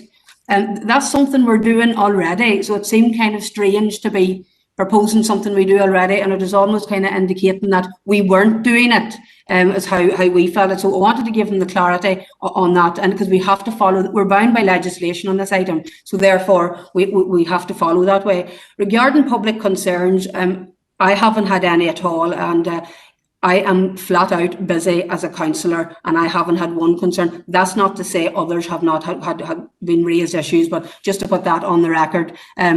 You know, Donald mentioned that, you know, we are kind of not looking bad at business, and people are concerns about how the council's running. You know, I don't think that's true, and I just think that maybe they've lost what we actually do at council here. Like, I was here in 2014, and this is the way we did it. On the 12th of January 2021, this is the way we did it. Since the 12th of January, we still do it, and we'll continue to do it. And I'd like the clarity maybe of the chief executive or one of the directors. Like, if this motion is passed tonight, it's my understanding that we will continue to do the way we're doing from 2014. And indeed, if this motion fails, we will continue to do the things that we are doing, which is the correct way, in line with legislation, and be as open and transparent as we can be. So that's how we felt. I hope it summarises maybe the decision we took for maybe the proposer who might have wondered. We are doing it this way, and we'll continue to do it this way. The good news is We had a lovely meeting this week with Nilga, and we had a lovely meeting then with Peter Osborne, and I think we had 5 seconds, thank you. Positive week, and in the interest of good relations, because this really is pointless, whether it wins or falls or rises, we will support the motion. Okay, thank you very much. Thank you very much for that, Mary. Thank you. And Councillor Deehan, just to finish this part of the debate. Thank you, Chair. Now, when Councillor McAleer asked me to support this rescinding motion, Madam Chair, I was quite happy to do so, because on the 12th of January, I was extremely puzzled as to why Councillor McAleer's motion had failed to win council approval, given that he had added to his original motion that matters had to be dealt with in confidential business where there was a legal requirement to do so, or where there was information that was exempt from public access to that information for good reason. Chair, the issue of mining and fracking is of such critical importance in our world, and particularly in our district council area, that so many members of the public are extremely concerned and exercised regarding these important issues. And I think that it is right and proper that there should be full information given where we are able to provide that information regarding the outcomes of consultations, of lobbying. That information should be in the public domain. It's absolutely essential that the public have confidence that we as a council are acting in what we believe to be the best interest of the people and the best interest of the environment. I think it is highly unfair for a member to refer to the activities of Councillor McAleer in respect of his anti-mining stance as his hobby horse. I have been entirely impressed by Councillor McAleer for a young first-time councillor to come in and tackle his brief with such enthusiasm, understanding and competence. He is clearly very committed to the ideals which drove him to seek public office, and I think that he discharges his responsibilities to his electorate extremely well. And I think it's very unfortunate that a member would make such a remark, and also to suggest that Councillor McAleer was doing so just to seek publicity. I think it's very unfair, but I want to support this rescinding motion, and I hope other members will feel the same way. Chair, thank you. Thank you, Councillor Deehan.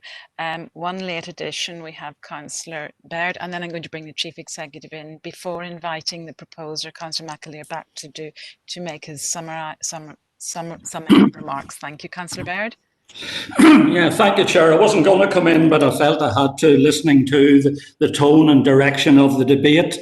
The debate has deviated away from what the motion or the requested rescinded motion is, to a criticism and a questioning of the use of confidential business, which is not what the issue is about at all. There's also a couple of councillors that have been making allegations or innuendo about alleged serious concerns out in the community and growing lack of confidence. I think it was Councillor Garrity said nobody has been to her about it. Well, nobody has been to me about it either. And really, Councillor Deehan might take issue with my colleague Councillor Thornton referring to fracking and mining being hobby horses of the two councillors concerned, Councillor Coffey and Councillor McAleer. But to some of us, that's exactly what they are. There seems to be raised a priority above all other business. As my colleague Councillor Thornton said, we in the Ulster Unionist Party will be opposing this motion because there is no need for it. The business rules are laid down that business will be held openly unless there's a need to go into committee for it. Thank you, Chair. Thank you, Councillor. Thank you, Councillor Baird. And I'm just passing over now to the Chief Executive to address a request from Councillor Garrity there. Thank you. Thank you, Chair. And it is just to clarify on that matter, and I know it was something that was also discussed at the council meeting when the matter was first raised. So just to confirm, and I think it is actually in the minutes, there are specific grounds, Chair, when we have to go into confidential or confidential business which deals either with confidential or exempt matters. They are the only grounds in which we do proceed. The motion, or the rescinding motion, is reiterating that request that we continue to do what we are doing in relation to these matters. A member had raised the query at the last council meeting, what would happen if it fell? And the response was that we would continue implementing and our practice. So in other words, the rescinding motion is asking us to do what we continue to do on a daily basis. So therefore, Chair, we only go into confidential or exempt business when the legislation requires us to do so. Thank you, Chief Executive. And now I'll invite Councillor McAleer to sum up before we go. We've had an indication of different opinions. We will be going, and we've had a request for recorded votes. So Councillor McAleer, if you'd like to sum up.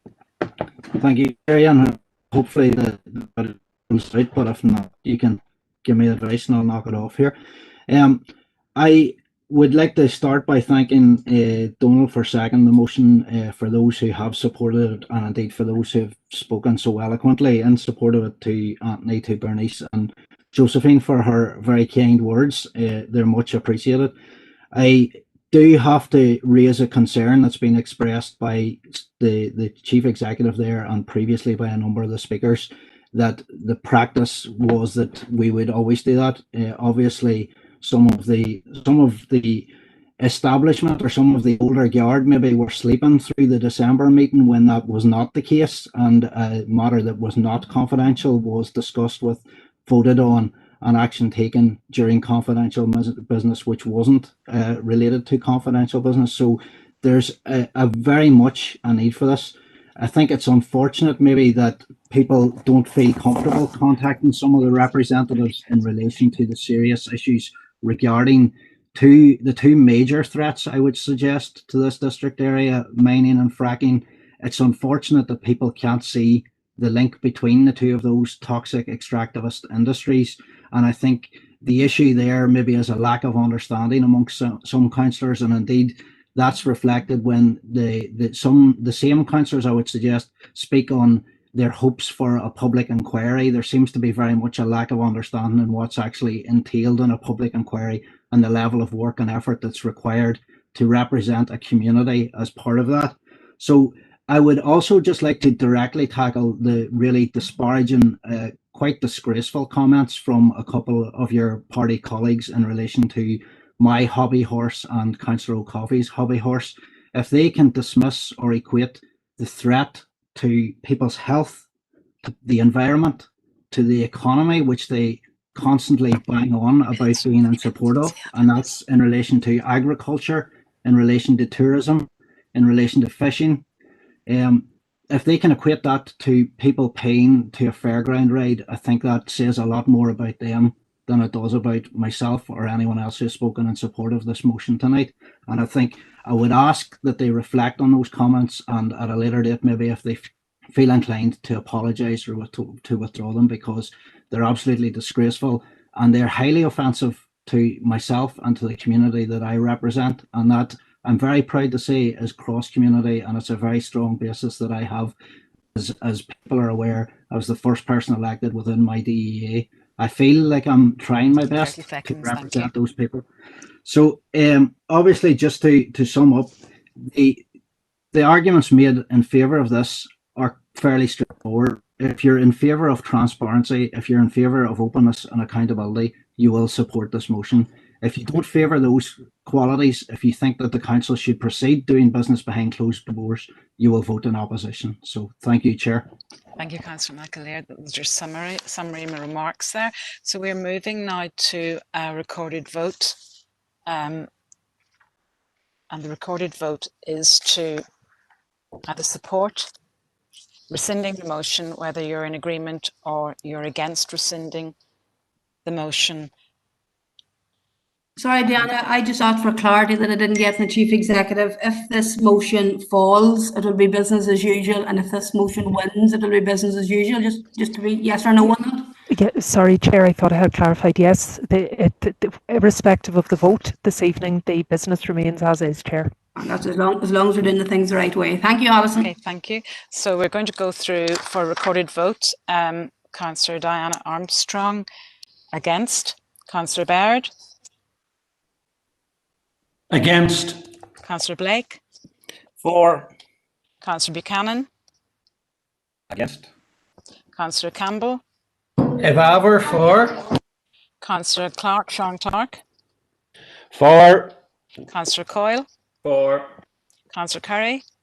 Evaver for. Councillor Deehan. For. Councillor Anne-Marie Donnelly. For. Councillor Sean Donnelly. For. Councillor Stephen Donnelly. For. Councillor Keith Elliott. Against. Councillor Deborah Erskine. Against. Councillor Feely. For. Councillor Anne-Marie Fitzgerald. Apology. Councillor Gannon. For. Councillor Garrity. For, Chair. Councillor Green. For. Councillor Irvine. Against. Councillor Keenan. For. Councillor Catherine Kelly. For. Councillor Padraigeen Kelly. For. Councillor Maguire. Evaver for. Councillor McAleer. For. Councillor McCaffrey. Lahayan Multa for. Councillor McCann. For. Councillor McClockery. Against. Councillor McElduff. Lahayan Multa for. Councillor McPhillips. For. Councillor O'Coffey. For. Councillor O'Reilly. For. Councillor Rainey. Against. Councillor Robinson.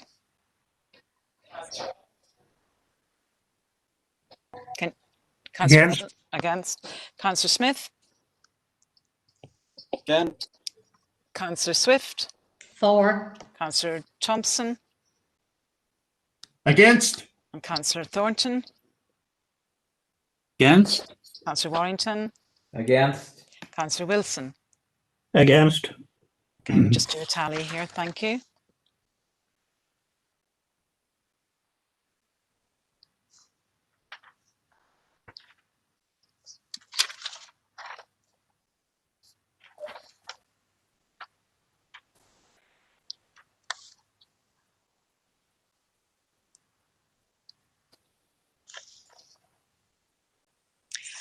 So the votes are 25 for, 14 against. So the motion is carried. Thank you, members. Chair, could I come in a minute? I don't say much often. Councillor Catherine Kelly. Yes. Yeah, if a yes vote or a no vote wasn't going to change the position, was this just a massive waste of our time?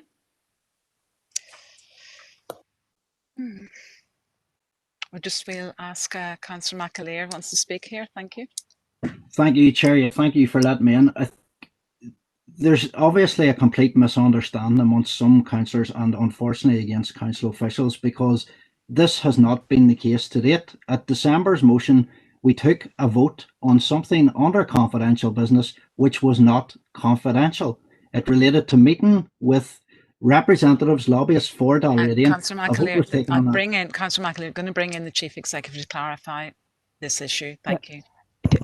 Okay, Chair, and I'm mindful, I know you want to move in accordance with the agenda, but I do think it's important to clarify.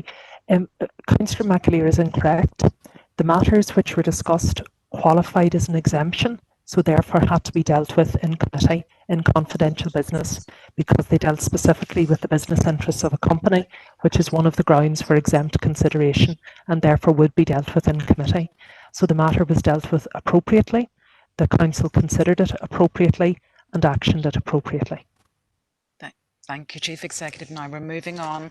We're moving on to item 12.4. The point of information or point of order. And thank you, Councillor Green. On what point is that, please?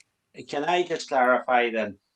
So if the same happened again, that a company put in that request, it would again would be dealt with in confidential matters. Because that seems to be what the Chief Executive said. Yeah, Chair, the request would be tested as to what matters would be being discussed, and if one of the grounds being discussed related to the business interests of a particular individual or company, that is a ground for exempt matters and therefore is dealt with in committee. So yes, if the same situation was presented, we would advise you of the position accordingly. Okay, thank you, members, for that. So moving on now to 12.4. Chair, can I ask for some clarification there? No, my understanding from what the Chief Executive said there is that... No, Councillor Coffey, we have moved on. We are now on item 12.4, which is your motion. It's a motion on TV licences for the over 75s. This is seconded by Councillor McAleer. I invite you to read the motion and you have 5 minutes to expand on the motion. Thank you very much. Okay, I'm not happy with that last bit, but I'll read this anyway. TV licences for over 75s. The motion states, which I'm proposing herewith, this council condemns the reintroduction of television licence fees for persons aged 75 and over who do not qualify under the narrow terms specified, and views this as a tax on our elderly, with income guaranteed by the need of the elderly to have a television. This council recognises many over 75s benefited from free television licences and believes the reverting of position is unfair and adds further financial hardship on our elderly, particularly given those who are housebound and doubly impacted by COVID-19 restrictions, which has left many alone or isolated and without communication or engagement. As a result, this council calls on the Northern Ireland Executive to adopt a similar approach to that for persons suffering financial loss as a result of transition from disability living allowance to personal independence payment by providing matched funds and cover the cost of television licences for those aged 75 and over who do not qualify under the current terms. Speaking in support of that and proposing the motion, I want to commence by paying tribute to the campaigners, including many local people who have been very active on this issue and this injustice. In particular, I want to highlight the good work of the National Pensioners Convention and indeed the many trade unionists who have spent a lifetime fighting for working class people in workplaces only to find themselves when they're aged in late retirement having to fight once again. And in particular, I want to say how proud I was to stand with those people when they repeatedly occupied the BBC offices in Belfast, because I think that shows the absolute despicable nature of what's happening to our most vulnerable people. I want to say that I recognise that the problem originates with the Tories and the condemned government before them, but it is also true that in absence of any movement from the Tories, we need Stormont to act. The cutbacks to the BBC's budget enforced by the Conservative Party would amount to a total of £745 million across the UK in the current year. They have effectively forced the BBC to take away the right and ability of older people aged 75 and over with a lifetime of contributions made to free TV licences. Now, according to the latest mid-year estimates from Northern Ireland, there are 143,000 people aged 75 and over. On the basis of a pro rata calculation, the cost of this to the Stormont Executive would be actually less than £20 million. Now, that may seem a great deal of money, and it is for all of us, but to Stormont, when we compare the fact that there are hundreds of millions, more than £200 million remains unspent and likely to go back to London, the overall budget of Stormont would make such a sum relatively small, but the impact on our elderly people would be huge.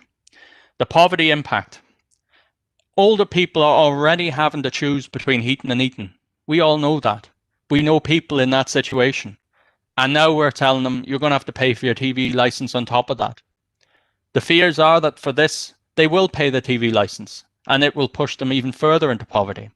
For others, they won't be able to do it, and they will lose their access to TV and then potentially even fall into legal threat. Television is the only source of news and information for many older people. They lack mobility. Many older people lack access to alternative sources of information, And for many older people, I think one in two in a recent survey said that the television is the #1 source of company to them. It's inhumane to expect that older people are to be forced into the situation where they have to either choose even more further cuts to their heating or eating to pay for a TV license, or else to pay for the license itself. So in the absence of any humanity in London, I ask, and I hope our council will ask, for some humanity in Stormont. It's time for Mana and Omagh District Council stood up and demanded action for our most vulnerable and demanded a position of a free TV license for those aged 75. Thank you, Chair. Thank you, Councillor McAleer, or Councillor Coffey, I beg your pardon. And this is seconded by Councillor McAleer. Would you like to second that, Councillor McAleer, and speak on it? Yes, Chair, very happy to second the proposal, and if you give me 1 wee second to get off my hobby horse and get into some real politicking here, I'll just speak very briefly on this matter. I think the motion itself pretty much speaks for itself. What the reality of this is, it amounts to tax by proxy on the elderly. It's a vast amount for senior citizens, but a relative drop in the ocean for Stormont to this and to fund the license fee for over 75s. And again, excuse me, after the money that was supposed to be or is in line to be returned to the Treasury, I don't think it's a major ask to put on the local government. I think any minister allowing that to happen would need to be ashamed of themselves and would do well to change their attitudes, and hopefully we can instigate this. I know that people may intimate or may be concerned that this call hasn't come from other quarters, but I think there's no bad thing in being a trailblazer or leading the path, and I think that's what we should be doing here. As Councillor O'Coffey rightfully says, this is really a form of abuse in terms of the current pandemic and or the rurality of our area, that many people are without proper mobile phone coverage, without proper broadband coverage, and indeed the TV is the only visual contact they may have. They may have access to radios, but it's the only visual contact they may have with the outside world during these very strange and unsettling times. So I would very much, I'm very happy to support this, to second this motion, and hopefully as a fairly contentious issue, it'll see full support of the Chamber. Thank you, Chair. Thank you very much, Councillor McAleer. Councillor Green, you'd like to make some comment? Yeah, I'd just like to point out that Sinn Féin are totally in favour of free TV licence to over 75. I'm just a bit concerned here that this motion asks the executive to take 20 million out of their budget to pay the BBC, which is a corporation. I was actually Googling it there. It says the BBC is a public corporation, neither a private corporation or a government department.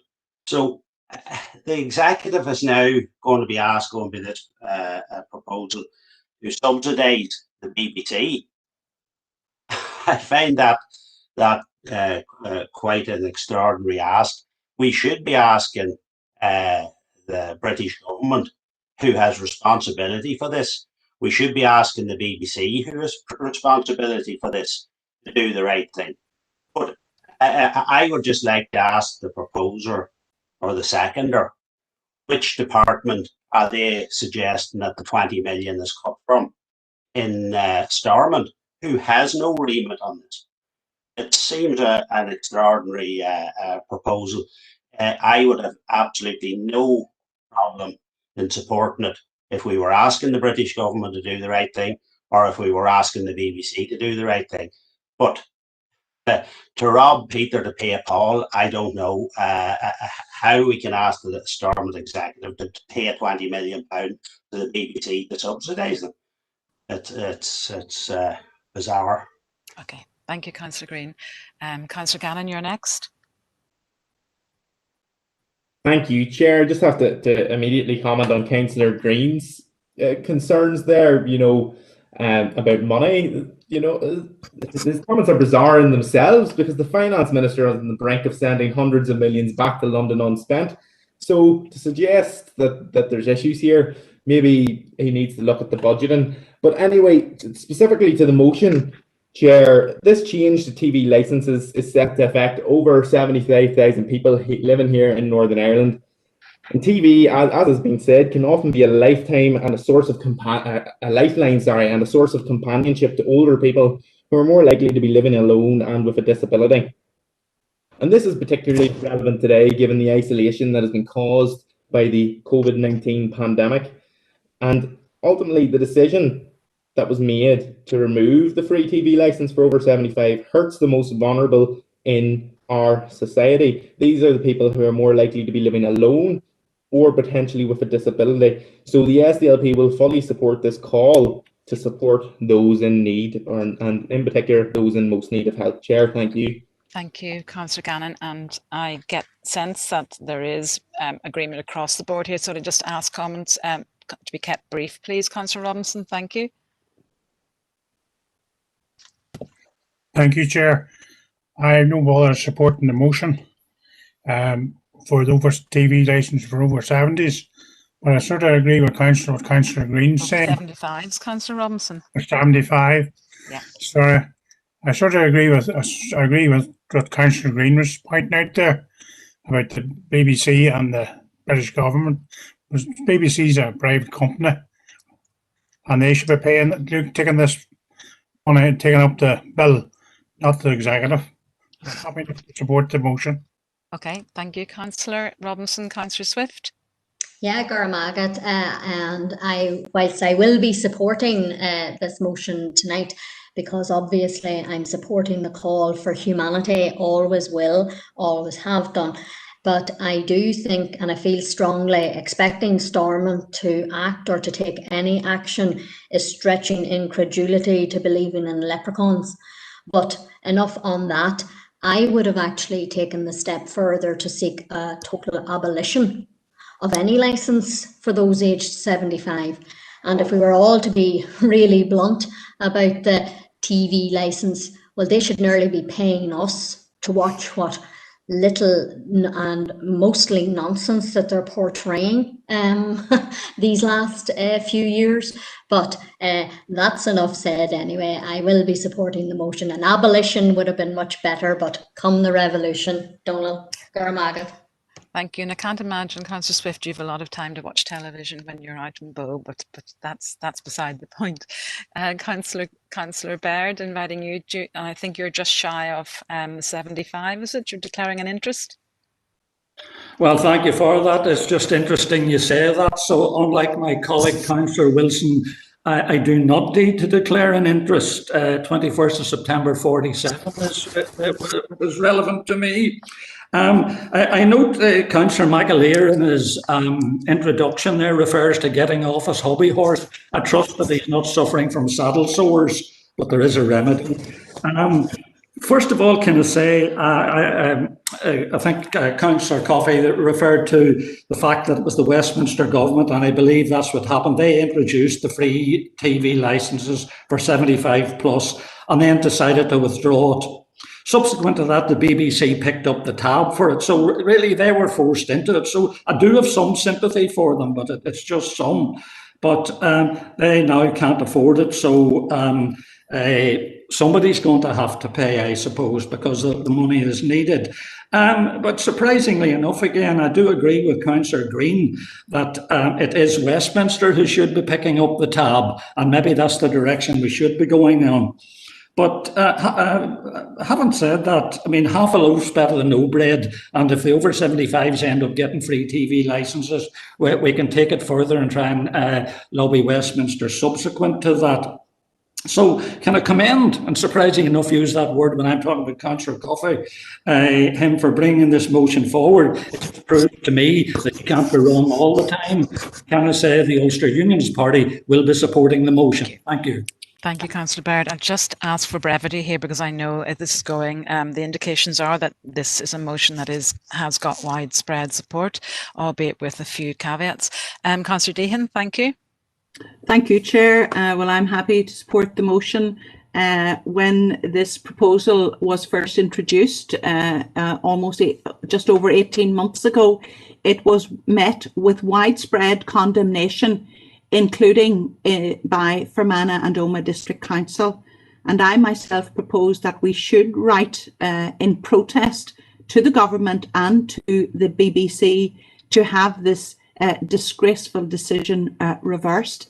And since then, there has been an enormous amount of debate in Parliament over this issue, and also firm lobbying from pensioners and other groups, all to no avail, Chair. So this council, we have done all that we can to have this decision reversed. It has a huge impact on elderly people. After working all their lives and contributing to the economy, they have now had this privilege removed from them. Absolutely disgraceful. Since we have met with no progress in lobbying either the BBC or the government, then I think it falls on us to lobby Stormont. It was the Conservative government in 2017 who promised support for pensioners and preservation of all their privileges and benefits, and they defaulted on that promise. So I think it's left to our own government to pick up the pieces. £20 million is a considerable amount of money, but considering we're handing money back to the Treasury, I think it would be money well spent. Thank you, Chair.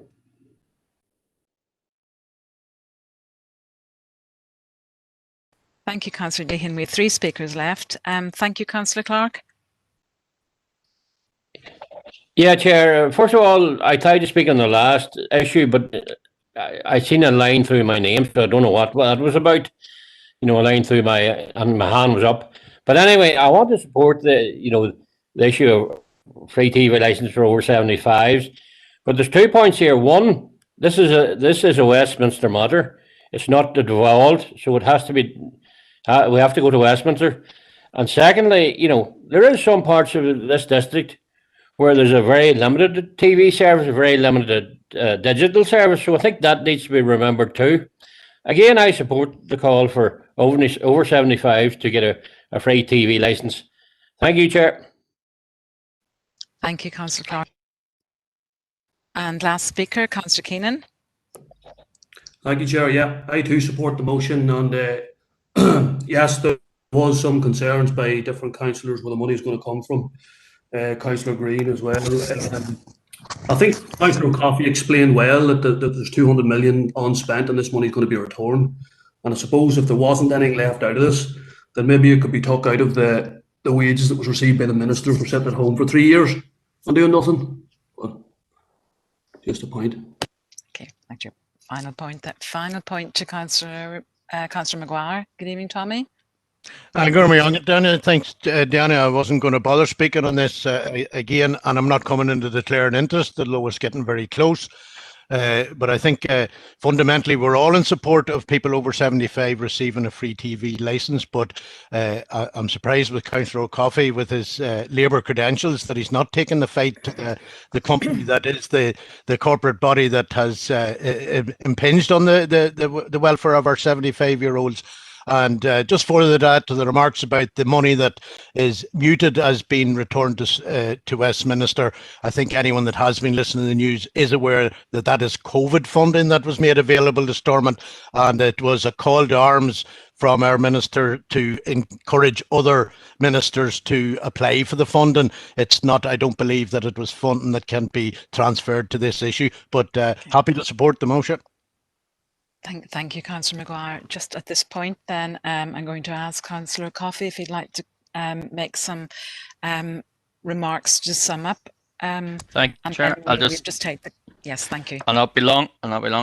Just thank all for the contributions and hopefully for your support. I think it will send a strong signal out if this council is demanding action from Stormont on that, and I hope other councils will follow our lead.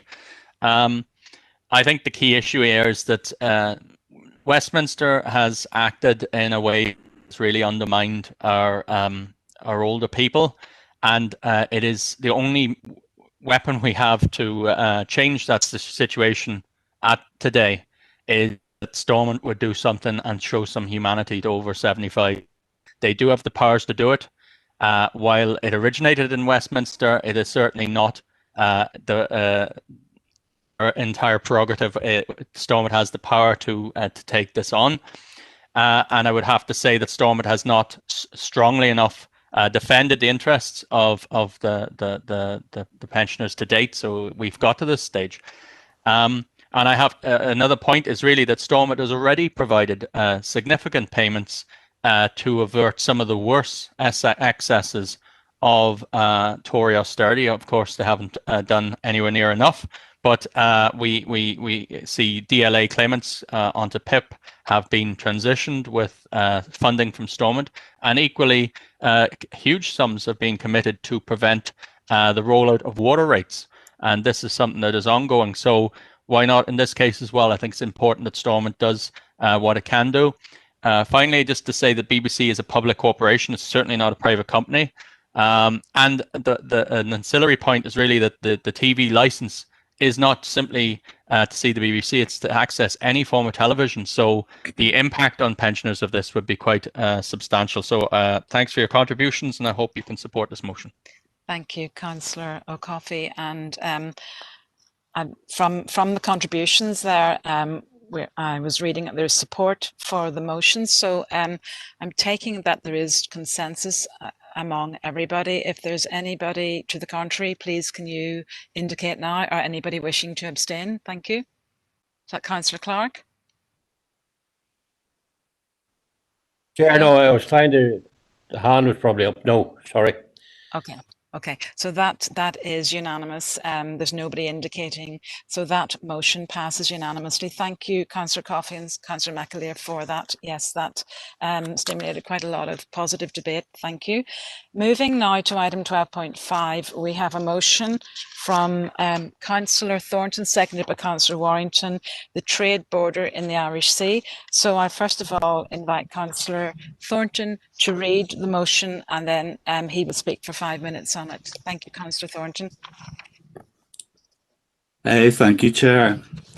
This council notes with concern the hugely detrimental impact that the trade border in the Irish Sea has had on supply chains between Great Britain and Northern Ireland, creating obstacles to trade where previously there was none, removing products from our supermarket shelves, putting extra pressure on struggling businesses, and creating a trade imbalance between Northern Ireland and its biggest export market, Great Britain. And notes with further concern that the free movement of pets between Great Britain and Northern Ireland has been restricted by the agreement reached between the EU and the UK government. This council regrets that the UK government's proposal of the 2nd of October 2019, which included the border in the Irish Sea and border inspection posts, have led us to where we are today. The current situation is totally unacceptable, and this council should be sending a clear message to the EU and UK government that derogations should be in place for a period of at least 1 year to protect Northern Ireland's economy. In view of the very serious impediments to the Northern Ireland economy being created by the Trade and Cooperation Agreement and the Protocol on Ireland, Northern Ireland, this council will write to the Secretary of State, Brandon Lewis, MP, calling on him to recommend that the United Kingdom government apply safeguard measures for a period of at least 1 year, and for the EU and UK government to urgently engage to remove the barriers that are disrupting trade and could lead to further problems in the future. I will now carry on to speak, Chairman. Go ahead, please. Yes, thank you. Members, this motion was forwarded for inclusion at this meeting prior to the bruising disagreements that have erupted over the past weekend. This motion is brought before you not as a divisive issue, but one that hopefully that we can all agree upon. I hope in the follow-up discussions about this motion that we are not going to expand into constitutional issues, the Brexit vote, the rights and wrongs of the Northern Ireland Protocol, or indeed Article 16. This motion is about the current social and economic issues being faced by all our community and businesses here in Fermanagh and Omagh District Council area. Since the start of this year and the operational implementation of the Northern Ireland Protocol, there has been growing frustration over the Brexit supply chain between Northern Ireland and Great Britain. We're seeing a decrease in the availability of certain products on our shelves. We're waking up to news of restrictions on bringing pets to and from Great Britain. And indeed, some companies are opting out of supplying Northern Ireland altogether. Our hauliers are crying out for solutions to be found to the problems that they, and consequently we, will all face. The continual and ever-growing issues that are being identified and that we are currently facing come within a 3-month agreed soft touch or safeguard period. In most cases, this will expire at the end of next month. Resolving issues is a slow process, and while some progress has been made, such as with steel and VAT and second-hand cars, many others still remain. We are getting closer to a time when alleged teething issues will not be resolved prior to the end of March 2021. There are too many of them, and time is not on anybody's side. Many Great Britain businesses and suppliers may believe that the additional paperwork and expense is prohibitive. Perhaps they have solely concentrated on exports elsewhere and not considered the operational implications of the Northern Ireland Protocol. This lack of preparedness or willingness that is creating the current supply problems will inevitably lead to further frustration and discrimination against our community. Workable solutions must be found. The COVID pandemic is hiding the full implications of the protocol. Without an extension to the safeguard period, any difficulties we now experience will be greater exacerbated from April onwards. It has been shown that the EU and UK government can work together to devise solutions, but there are many outstanding issues concerning parcels, supermarket supplies, medicines, etc., not yet resolved. Many food products, farming issues, and garden centre supplies are also not resolved. To avoid disruption to all our everyday lives and those we represent, we need this safeguard period to be extended for at least 1 year. This will hopefully allow solutions to be found to the problems that we are currently aware of and those yet to surface.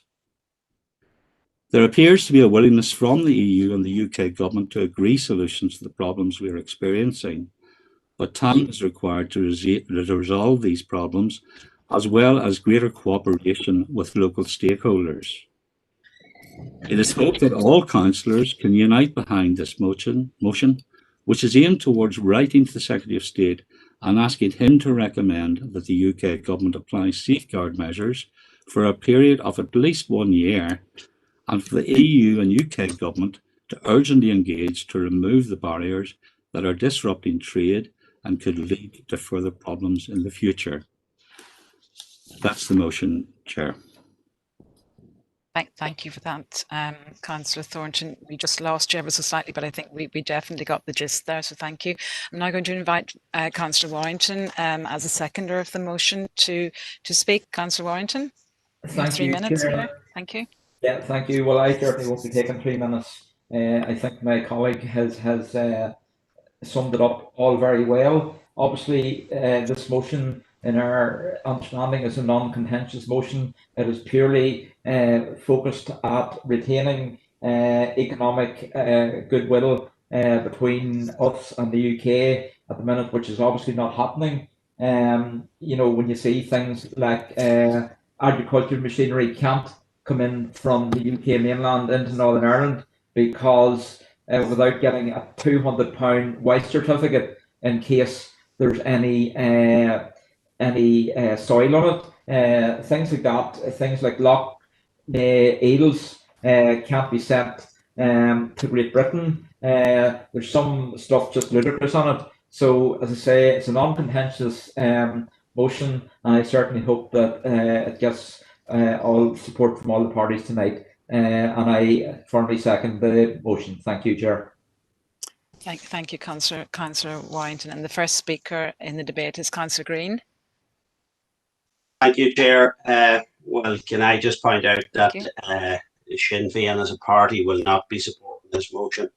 Sinn Féin put Ireland front and centre in the whole negotiations, and as a result got mitigations accepted. The shortage on our shelves is not down to the protocol, it's down to the people like the DUP and the English nationalists led by Boris Johnson, who are determined to put up borders. If there was no Irish Sea bother, there would be the exact same would be happening on the roads of County Fermanagh, County Tyrone, County Armagh. That's where it'd be happening. So this thing that we're going to start and negotiate after 4.5 years of negotiation to put a bother up around the 6 counties, I don't think so. Now, there's some things that can be probably got changed in that, but it's certainly not helping when unionism are saber-rattling and yet loyalists charged up, making threats to people that's trying to do their job at the courts. Let's not forget that it's the big multinationals that's gathering up the food in Ireland. Ireland produces enough food and provisions to feed 11 million people.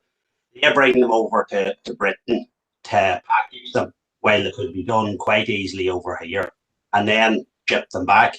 That's where the problem is. If it was being kept in Ireland, that work, none of this problem. The thing about unionism, the supported Brexit, well, in fairness though to the Unionist Party, they oppose Brexit, I think, as an official policy, even though their own representative from Hannah South Tyrone, Tom Elliott, he supported Brexit. But anyway, he probably was off on a tangent on his own. But they basically supported the Remain, but then they snatched defeat from the jaws of victory by going and supporting Brexit as soon as the vote was over. So we will not be supporting this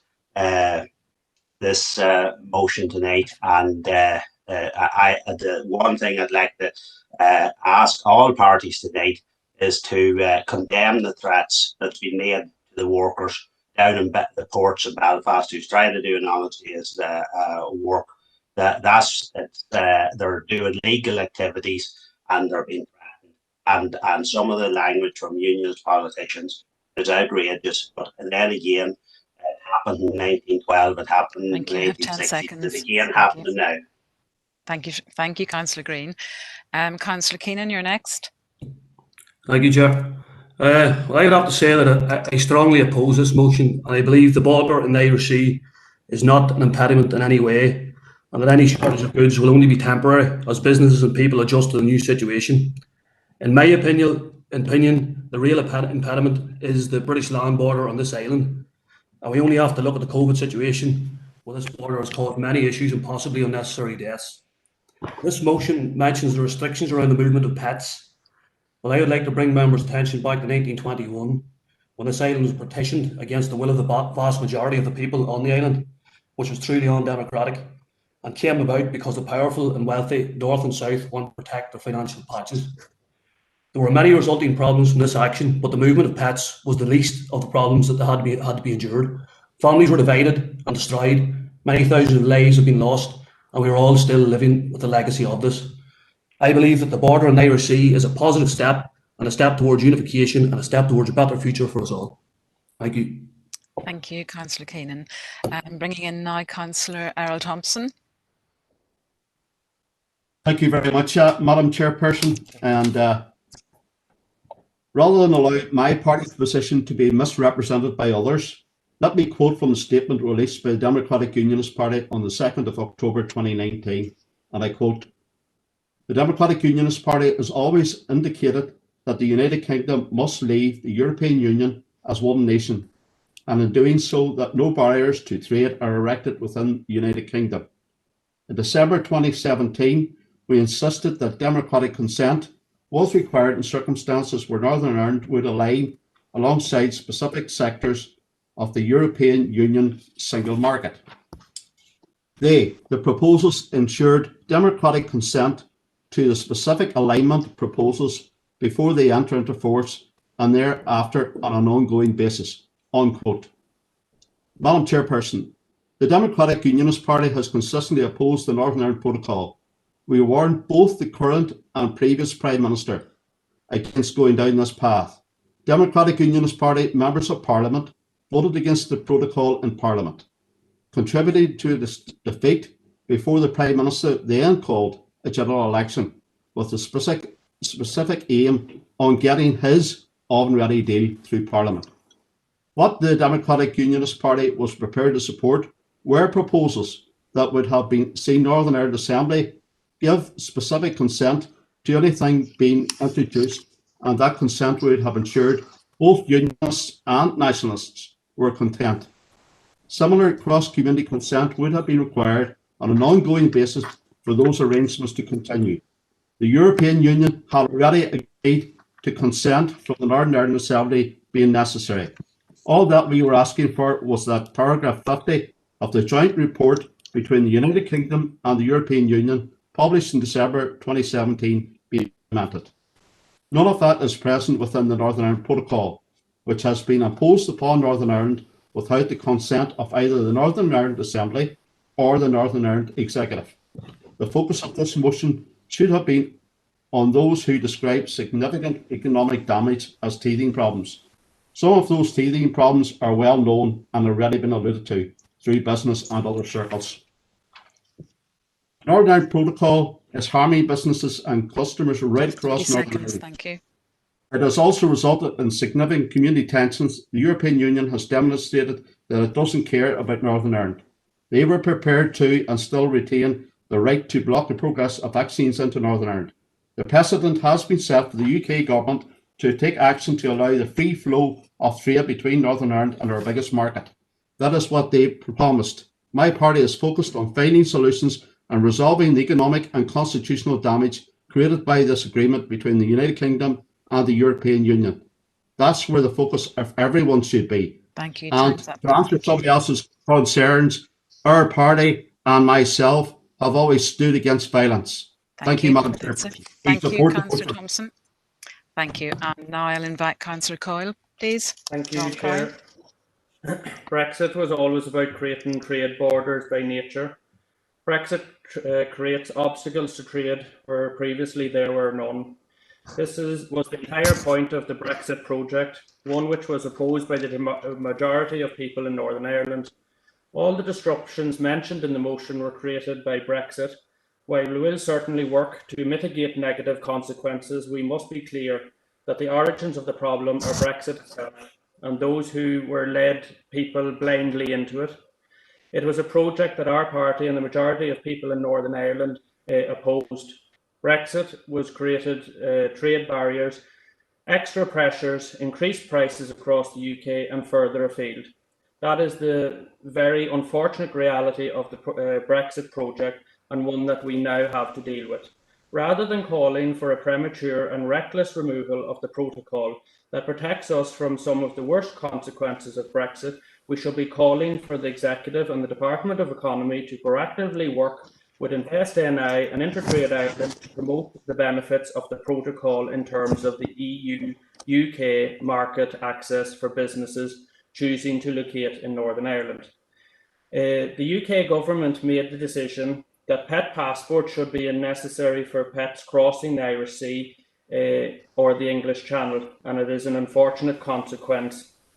It determined impacts of new checks at the Irish Sea on garden, horticultural, agricultural, commercial and pedigree animal businesses going across the Irish Sea has huge ramifications for local producers here. The protocol, as has been said time and time again, is not perfect, but it is necessary to protect our economy and society here from the worst of Brexit. Fixes to problems should be worked on collectively by parties here, and they should collectively push the UK government and EU where necessary. As we have seen last night, the intimidation and collection of information of Council staff and EU staff doing their job at Larne. I totally condemn these actions. It is vitally important we use measured words around this issue. We need to show leadership and work together to resolve these issues. And as a SDLP party, we will not be supporting this motion. Thank you. Thank you, Councillor Coyle. I'm bringing in Councillor Stephen Donnelly now. Stephen, go ahead. Thank you very much, Chair. And I would like to take this opportunity to lend my condemnation to the intimidation and threats that we have seen in recent days, including against colleagues of my own in North Down and in Strangford. Chair, the motion makes reference to what the roots of these troubles are. And for me, the roots of the problems we face today are twofold. Firstly, the original decision to leave the European Union. And secondly, the decision of some to reject every compromise that was on offer that could have mitigated friction on both a north-south and east-west basis. Brexit was and is an isolationist project which is about constructing new divisions harmful to the living standards and the opportunities of the people that we represent. Such barriers do not work in the context of a society like Northern Ireland, which flourishes best on the basis of sharing and interdependence. That is why Alliance opposed Brexit. That is why the people of West Tyrone and Fermanagh South Tyrone opposed Brexit likewise. And that is why in the years following the referendum, Alliance worked constructively to minimise the damage that this project would cause, and why since the UK's withdrawal from Europe, we have been calling for the EU Commission and the UK government to work together constructively through the mechanisms of the withdrawal agreement to try and reach a consensus on the outstanding challenges that have emerged since. The problem with tonight's motion, Chair, is that it is calling on this Council to endorse the same approach that got us into this mess to begin with. It is demanding that we suspend the arrangements that are in place without advocating a clear, viable, long-term solution that could take its place. It is the latest episode of the UUP and DUP saying no and believing that that amounts to a credible strategy. No to a confirmatory referendum to allow for a chance for people to reconsider whether Brexit is the correct pathway forward. No to membership of the Single Market and Customs Union. No to the backstop and Theresa May's withdrawal agreement. No to our executive advocating an extension to the negotiations to allow further time for Northern Ireland difficulties to be ironed out. We are being asked tonight to indulge in the age-old philosophy of the unionist parties, which is that if you say no enough times, you might find salvation at the bottom of the barrel. When the people we represent are desperate for real leadership, constructive engagement and mature solutions, we are instead debating this motion tonight, which does not have any long-term solutions. And we have the release a few hours ago of a DUP 5-point plan to resist the protocol, which once again does not have the solutions that this society needs. It is time for parties to act in the best interests of the people we represent. It is time that slogans and empty gestures gave way to genuine attempts at problem solving. And it is time that we stop pretending that a perfect fantasy Brexit exists when it does not, and we instead must begin to face up to the real challenges of this issue. Thank you. Thank you, Councillor Donnelly. And Councillor O'Coffey, your contribution. Thank you. You, Chair. Yeah. I want to start off by stating that the context for this is a rising and a sharpening of community tensions, and I think it's very important that we all acknowledge that. And I think that there are objective conditions leading to it, and that the likelihood is that unless the workers and labour movement cuts across that this will only increase further, and it's not a good place for us as a society to be going down. I think it was yesterday we had a meeting on community relations, and everyone was talking about the importance of putting forward, a positive notion of how people can relate together, and yet we're having another discussion about failed orange or green politics. It's important that I want to say I absolutely condemn the threats made and the intimidation of workers over the last days. I will always oppose threats to workers from regardless of the source or origins. Working class people have a right to go about their work free from threats or intimidation of any form. On one hand, I think I would have great sympathy with this, the essence of what's being proposed here. As a trade unionist, I'm acutely aware of the impact of the East-West controls are having on investment and jobs. Many workers and employers are threatened potentially in the longer term by the changes that are coming. And many of them are questioning the politicians they've been electing over the recent period as a result. Many households are going to be affected by this. We can't order the same products. Pet owners are going to be subjected to massive charges, gardeners, organic gardeners in particular. And undoubtedly, it's going to increase inflation on workers, and our pay and benefits are tied to UK levels, and therefore we are going to be immiserated by what's happening here. The idea of safeguards, therefore, is a positive one. But the idea in the motion is that these should be adopted unilaterally by the UK government. Now, clearly, that would directly breach the NI protocol, which some of the parties who are proposing this or supporting it actually supported when it was first up, as we all know now. We could evade one hard border and end up with another a lot closer to ourselves. As events of recent days shows, neither British government nor the EU have workers' interests at heart. We all know the same thing applies to the Dublin government. We can only rely on ourselves as working class people and the working class movement. I would be supportive of mitigations and as a trade unionist are working to achieve the same, but I cannot vote on this as it is yet another proxy for the battle between the failed politics of unionism and nationalism on either side. I will be abstaining. Thank you, Chair. Thank you, Councillor Coffey. Moving now to, so abstaining, you've indicating you're abstaining there. Moving now to Councillor Swift, and then we have Councillor Kelly and Councillor Clark to wrap up. Thank you.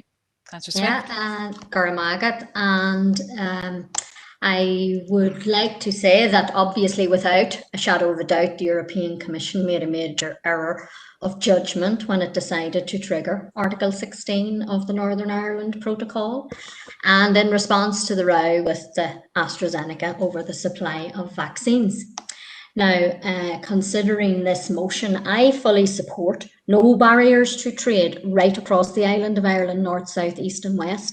However, I feel strongly that also within this motion that lessons need to be taken on board from the Article 16 debacle as the EU and the UK attempted to steer their way through what still is a very extremely difficult pandemic period, but the priority must be addressing the COVID-19 threat and bringing the greatest public health crisis that we have known in our lives swiftly to an end. I feel very strongly that the British Secretary of State is currently only interested in appeasing loyalist paramilitaries these days by meeting them on their poorly painted graffiti. Not that even well-painted graffiti is acceptable, but the despicable threats to workers at Larne ports has been shameful and despicable, and this approach by the Secretary of State, as usual, is totally unacceptable. I feel probably writing to him will fall on, again, the unsigned and deaf ears that he has. I am against partition, always have been and always will be, and I wish to see, and it has to be discussed, the reunification of Ireland. And I believe firmly that's the true helpful solution to all the issues. And I've said it before, England's difficulty is Ireland's opportunity, and that's the debate, the mature debate of which we all should be showing leadership on, which is needed to help all our constituents, ratepayers, equally and affordably and kindly. So that's my tuppence worth, Guramagat. Thank you, Councillor Swift. I'm bringing in Councillor Catherine Kelly. Catherine.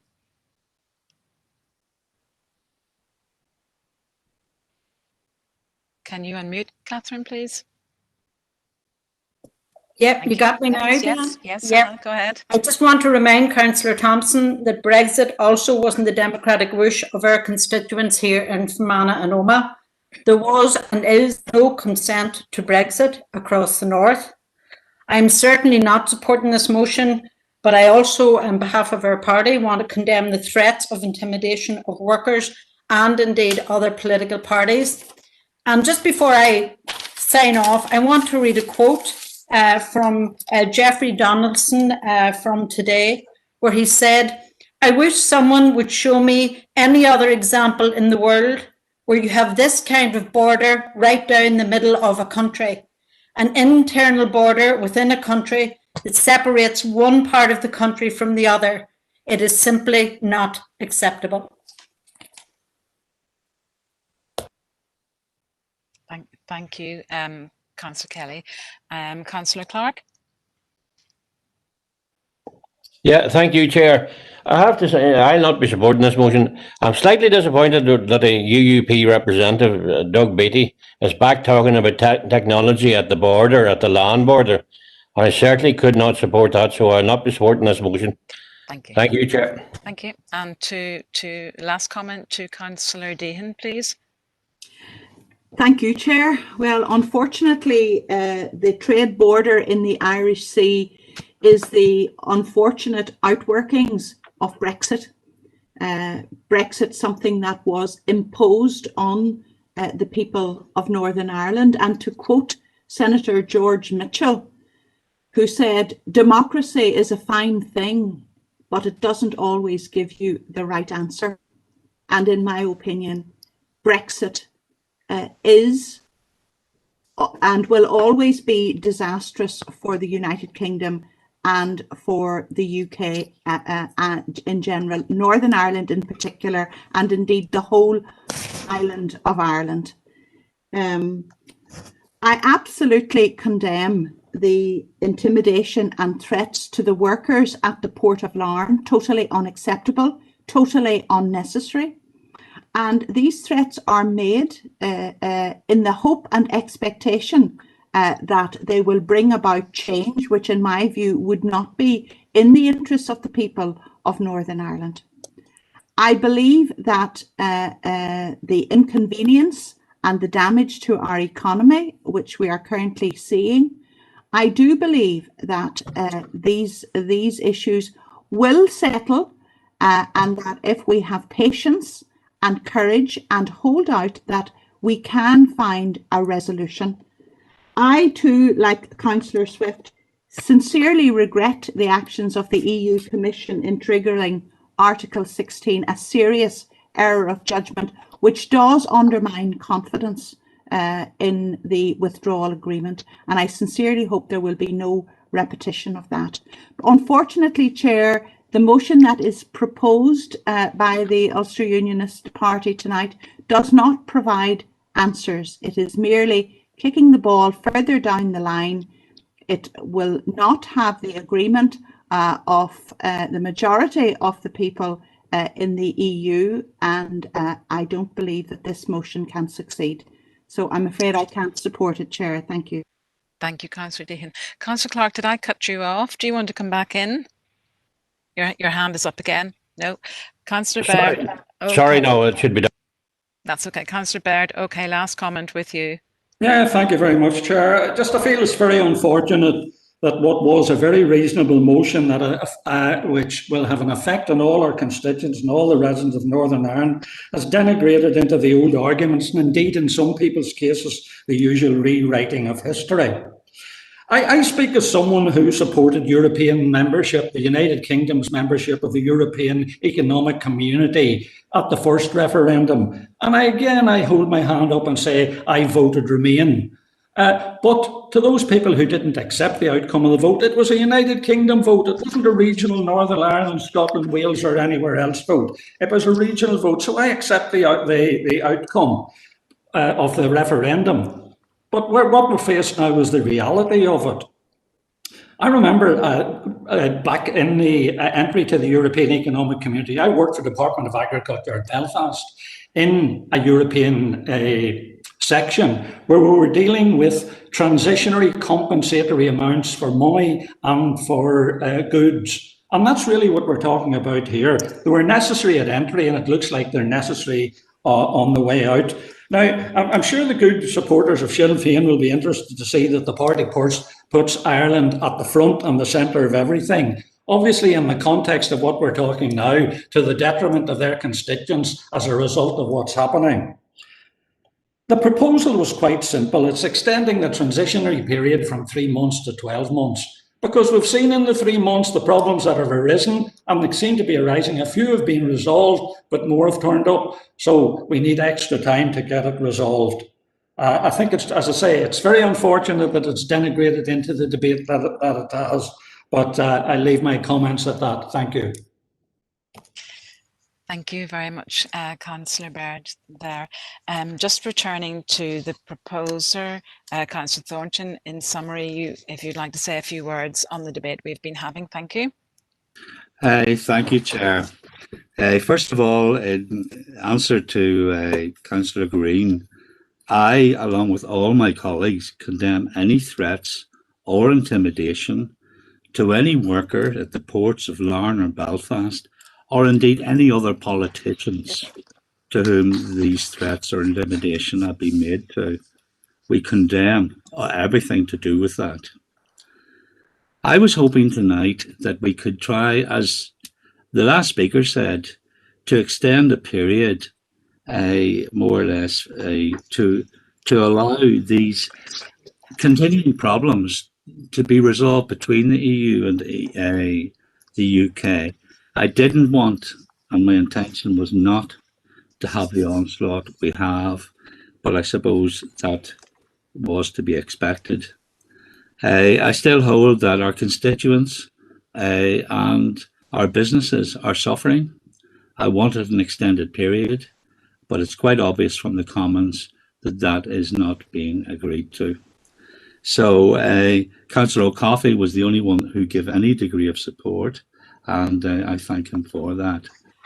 That is my final comments. Okay, thank you, Councillor Thornton. Now I'm just going to go, we have here indication that there's some in support of this, there's some against it. If I ask all in favour, if you raise your hands, please. And this is for the proposal to extend the safeguard period by 1 year. Chair, can I request a recorded vote, please? Okay, Councillor Warrington, we'll go to a recorded vote then. Thank you. Okay, so, and this is on the proposal to extend the safeguard period by 1 year and to urgently to engage that the barriers, to remove the barriers that are disrupting trade and could lead to further problems in the future. That's the proposal by Councillor Thornton, seconded by Councillor Warrington. So we're going to a recorded vote, either in support or against. So starting with Diana Armstrong, for. Councillor Baird. For. Councillor Blake. Against. Councillor Buchanan. For. Councillor Campbell. Tammy and Adam, against. Councillor Clark. Against. Councillor Coyle. Against. Councillor Curry. Aye, against. Councillor Deehan. Against. Councillor Anne-Marie Donnelly. Against. Councillor Sean Donnelly. Against. Councillor Stephen Donnelly. Against. Councillor Keith Elliott. For. Councillor Erskine. For. Councillor Feely. Against. Councillor Anne-Marie Fitzgerald is apologies. Councillor Gannon. Against. Councillor Garrity. Against, Chair. Councillor Green. Against. Councillor Irvine. For. Councillor Keenan. Against. Councillor Catherine Kelly. Against, Chair. Councillor Patrick Kelly. Against. Councillor Maguire. Aidan McCaherly against. Councillor McAleer. Against. Councillor McCaffrey. Aidan Malta against. Councillor McCann. Against. Councillor McCloughery. For. Councillor McElduff. Against. Aidan. Councillor McPhillips. Against. Councillor O'Coffey. Abstain. Councillor O'Reilly. Against. Councillor Rainey. For. Councillor Robinson. For. Councillor Swift. Oh, sorry, Councillor Smith. For. Councillor Swift. Against. Councillor Thompson. For. Councillor Thornton. For. Councillor Warrington. For. And Councillor Wilson. For. I'll just to top these up for you, thank you.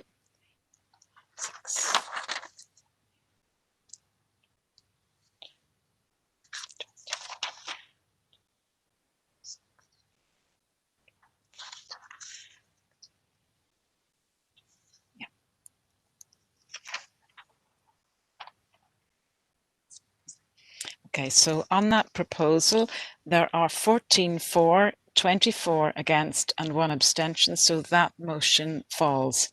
Thank you very much, members. I'm just looking at the time here. We have one more motion on the agenda, and we have some items of any other business.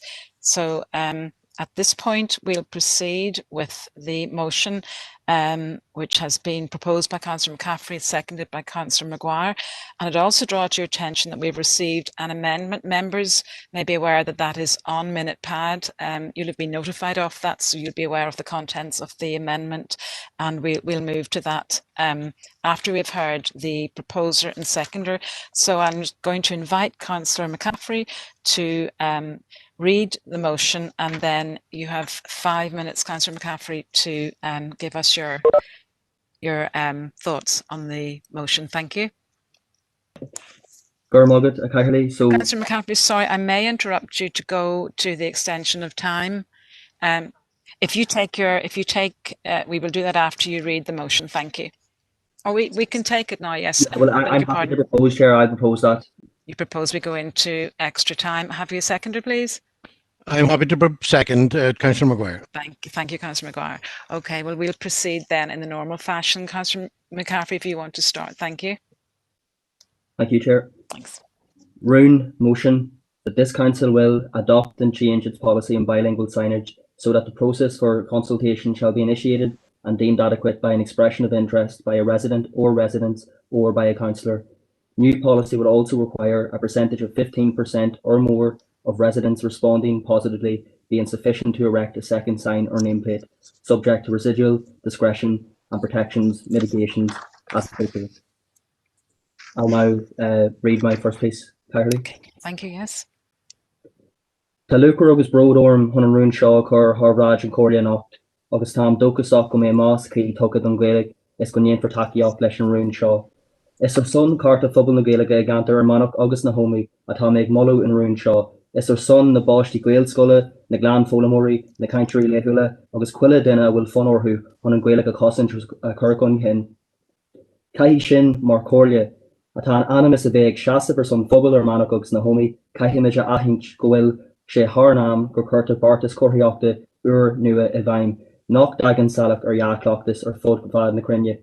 Is ga doing file ré leis an marta seo an catcha seo. Ma tomagic éiri go neithno fé carta changa na Gaeilge, caihí an Gaeilge bheith so echa in ar gantar agus a láranéini tríd ar Gorlia gantar for manach agus na homi. Thank you, Chair. I am bringing this motion in front of Council members tonight on behalf of the Irish-speaking community across the Fermanagh and Omagh district, of which I have no prouder boast than to say I am a member of. I am hopeful that my fellow council colleagues will respect and try to understand why this motion is so important to the Irish-speaking community within our council district.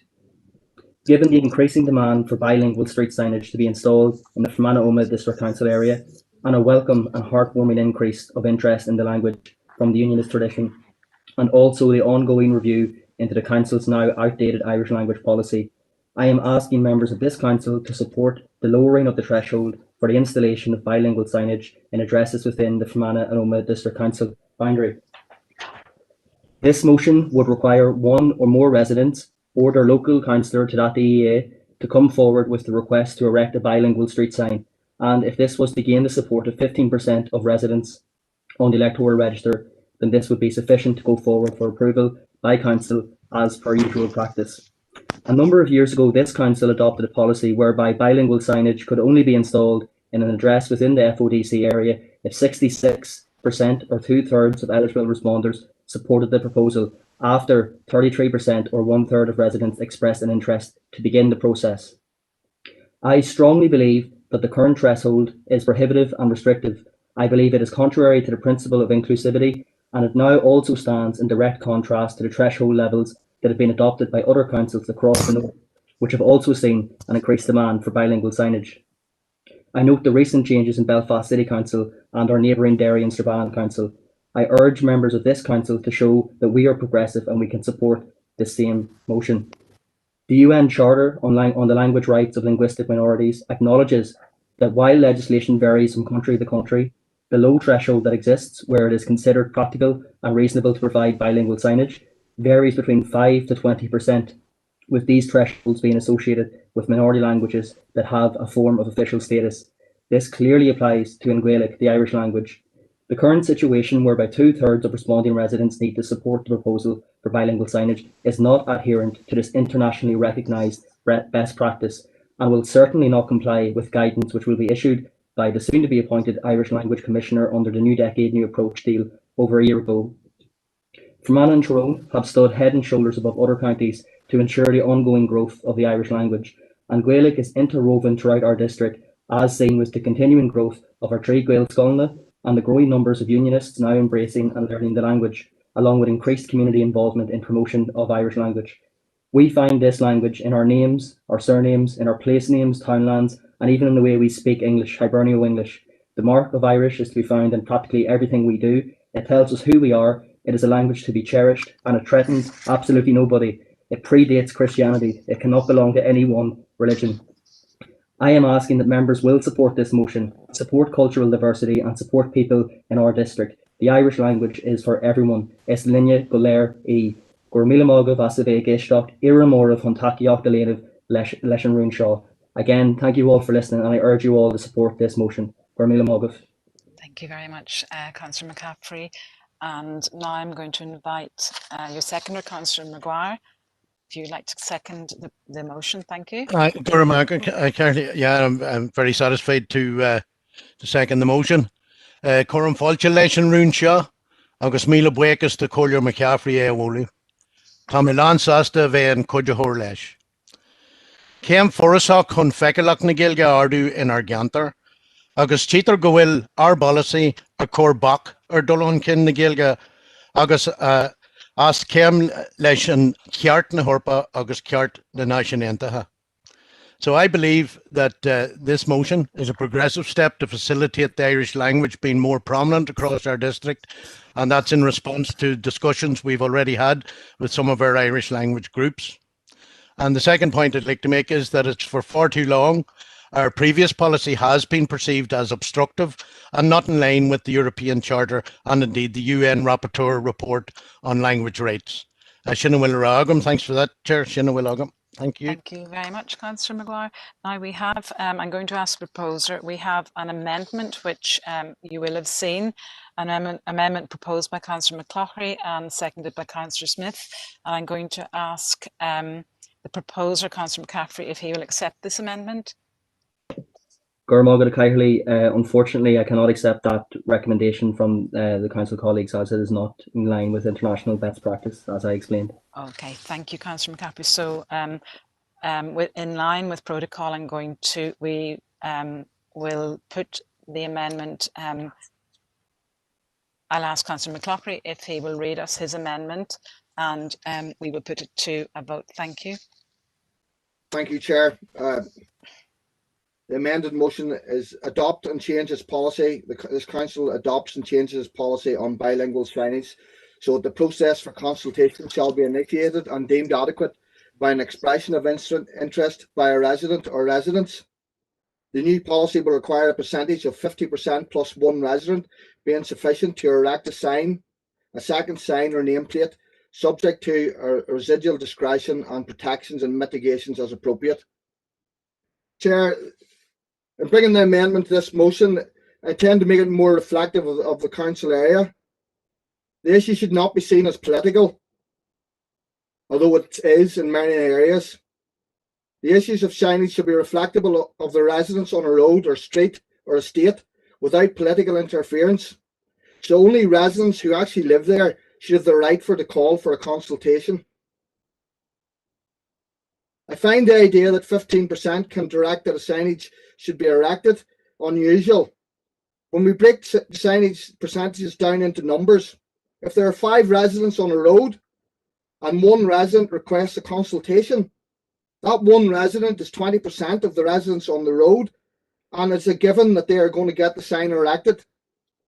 If, by some fluke of nature, and in the absolute ridiculous, these 5 residents all request a consultation for a sign in a with, one identifies as Ulster Scots, one identifies as having Irish, one identifies as Polish, one identifies as Chinese Mandarin, and one identifies as Chinese Cantonese.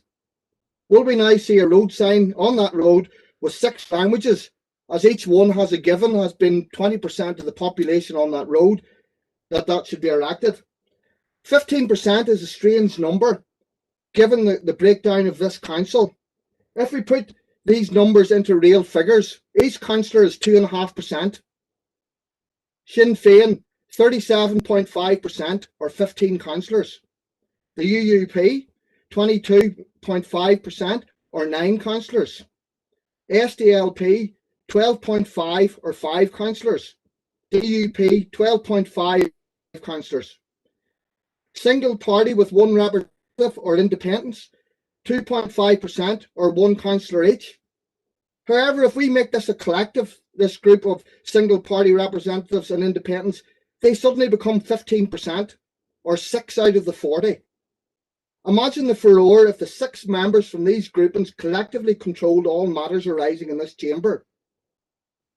By going for 50% plus 1, if there was a street with 40 residents, you would need 21 for a sign to be erected. If it was an estate with 400 residents, you would need 201 for a sign to be erected. This was seen to be democratic and would reflect the wishes of the people living in that area.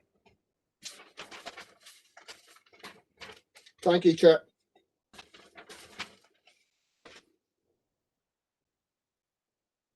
Thank you, Councillor McCloughery. And the seconder of the motion, Councillor Smith, do you want to speak? Thank you.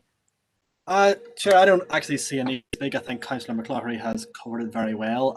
So I'm happy enough to defer to him, and just to put on record, I'm happy to second his amendment. Thank you very much. So I note there are a number of speakers with hands raised. What I'm taking at this point is a debate on the amendment that will lead to a vote to see whether the amendment will be passed or not. So if members could keep their comments to the amendment as discussed or as presented by Councillor McCloughery. The first person there is Councillor Warrington. Sorry, Chair, that's a You mistake. intend to speak? No. Okay, Councillor Erskine, please. This is on the amendment. Thank you.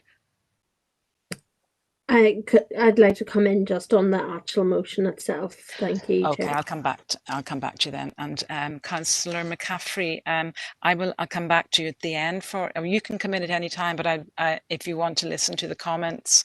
Happy to wait, Chair. Thanks. You're happy to wait, and you can come in before we vote. Thank you. Councillor Coffey, please. I was going to wait until the main discussion. Okay.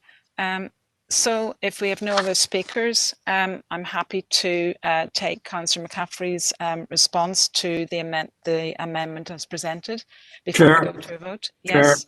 Alec here, I have my hand up. And Yes, it's sorry. an amendment. Okay, Councillor Baird, you can speak on that. Sorry, this was a last minute thought there. Yes, it's just I'm thinking, John has alluded to it. Normally in democracy, 50% one is the threshold that has to be achieved, and that's the minimum threshold. 66 we had, and that was voted on, and that's not unusual on many issues. But I think the amendment going forward and saying 50% plus 1 represents democracy. Anything less than 50% represents dictatorship. Leave it at that, Chair. Thank you. Thank you very much. And Councillor Podrick Kelly? It's on the amendment? No, mine is coming. Okay, you want to wait on. Okay. Given that, we're going to, I'll bring in Councillor McCaffrey for a comment, and then we'll go to a vote. Thank you. Well, just from the offset, and I do understand where the other members may be coming from. I don't agree with the commentary that has been issued just thus far, but I would say that, of course, we're dealing with the Irish language, which is from next year in 2022 will be an EU recognised language given official status as an official language of the European Union. So we're not just dealing with any normal minority language. I don't need to go into the detail of the nativeness of An Gaelic to this island, although I would believe it would be interesting for other members of the council to explore the history and the connection that the language has to local people and our local districts. I would just, sorry, Chair, just before, I would just like to come back to the reason why we have said 15%.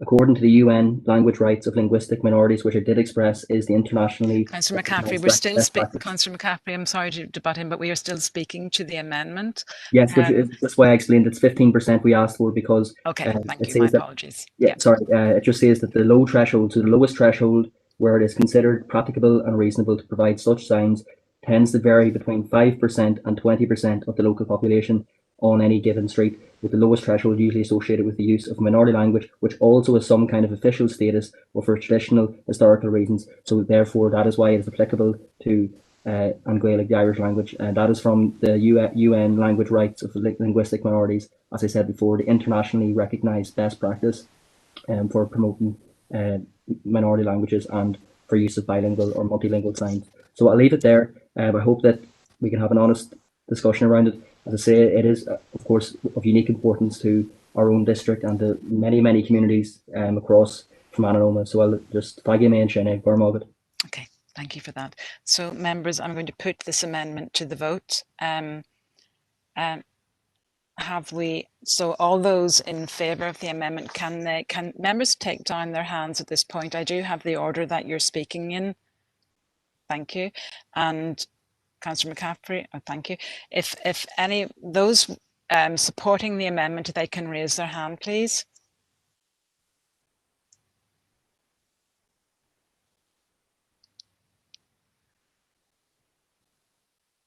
So we'll just go through here.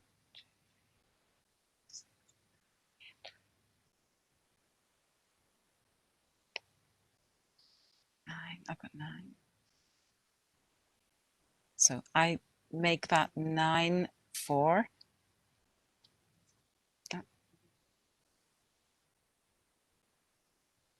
Just to clarify, Councillor Rainey, your hand was up, your hand has been removed. Can you just clarify there whether it's to stay up?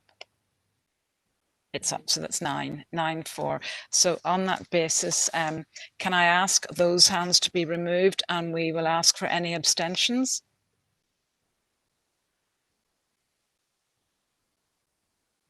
Just remove those hands, please, members. Councillor Rainey and Councillor Baird, thank you. So have we any abstentions?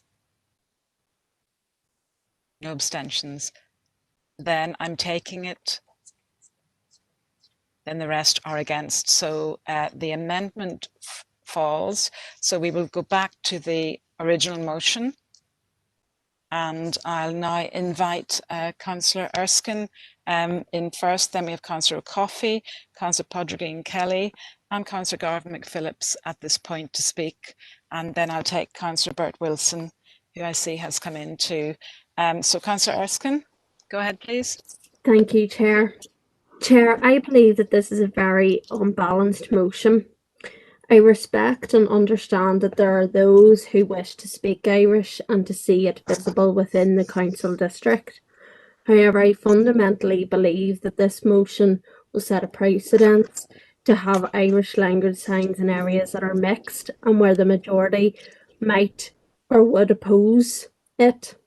There will be people who will regard the addition of Irish street sign as cultural branding for their area.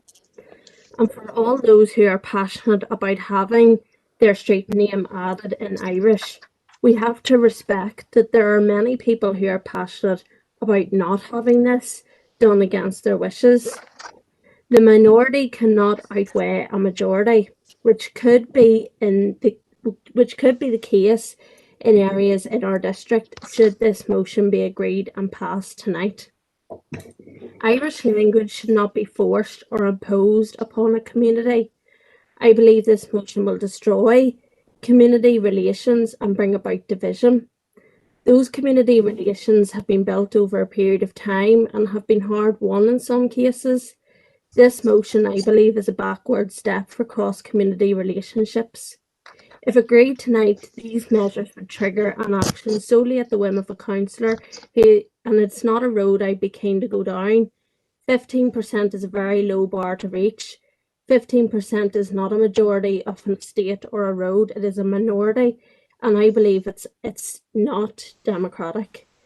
We have a very clear council policy in place, which I believe is sufficient and allows for the facilitation of Irish language street signage.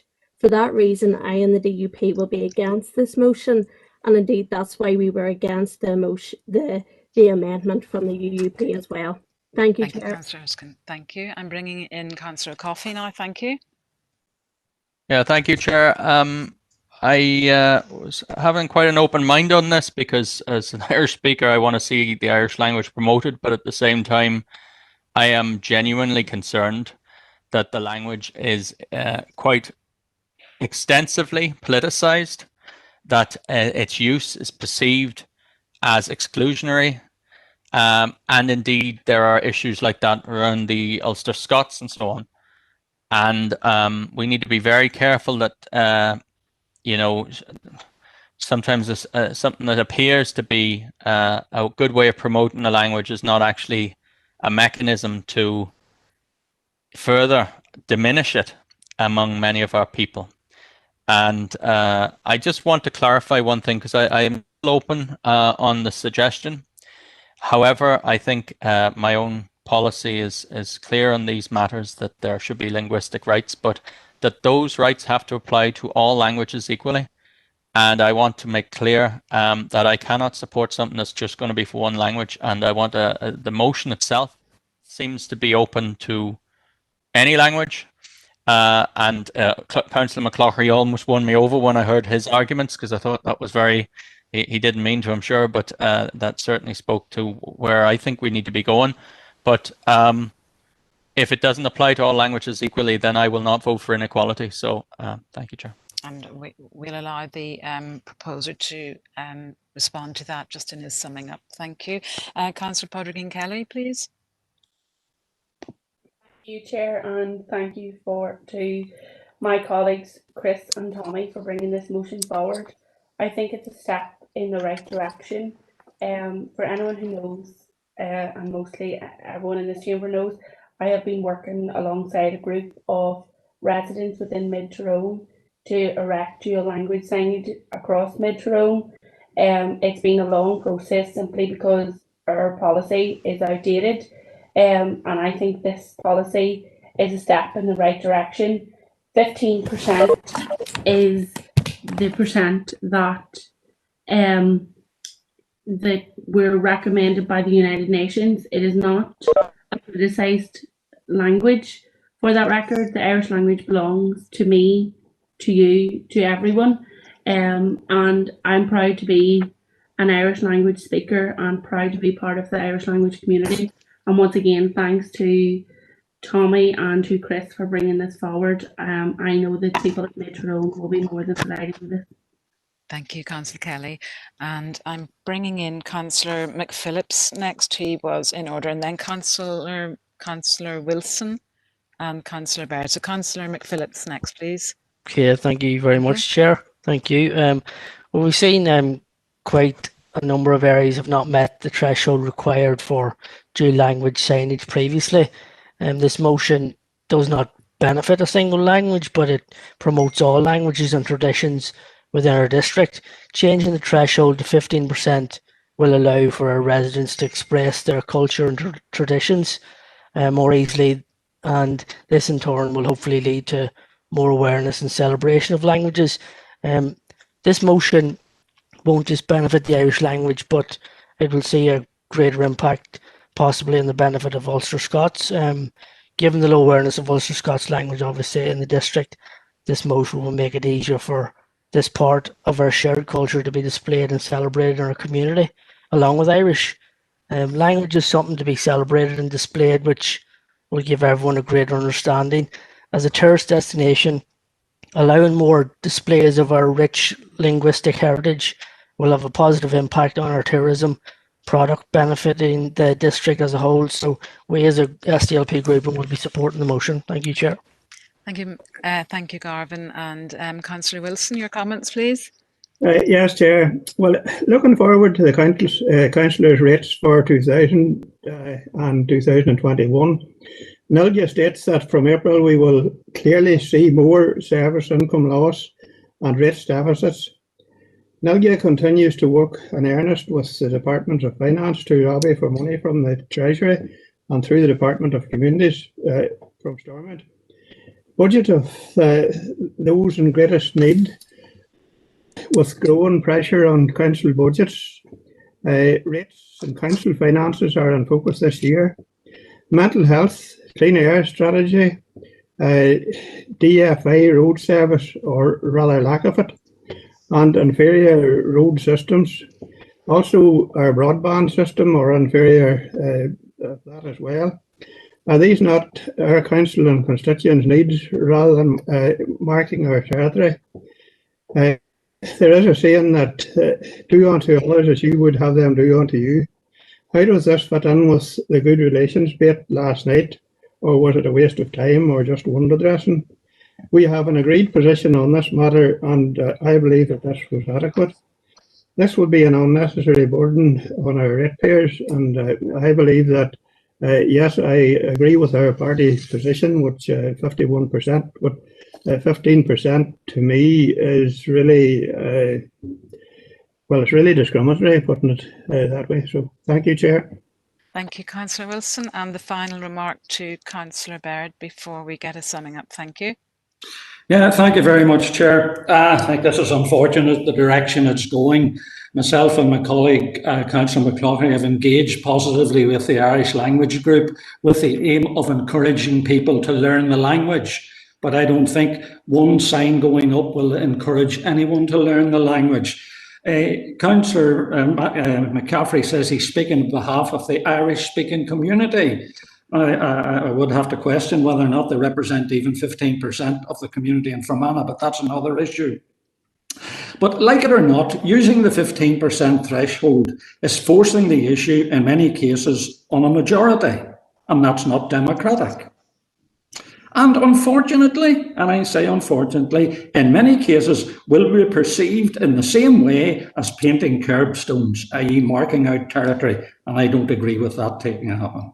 Now, if those who vote for the 15 were required to actually learn the language, we might have a different result, and maybe that should be a condition of those people who want the dual language signs up, that they sign up to actually learn the language, and that would be a wonderful idea.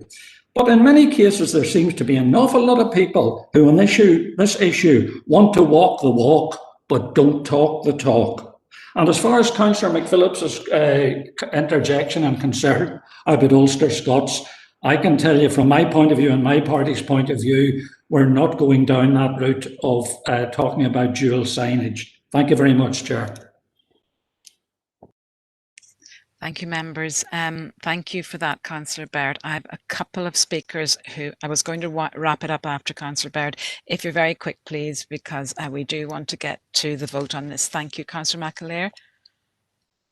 Yeah, thank you, Chair, and I will be, I suppose, fairly brief on this. I did have a question or a query around the 15% and the reasoning behind that, but I think Chris and Tommy have answered that and have fleshed that out a wee bit.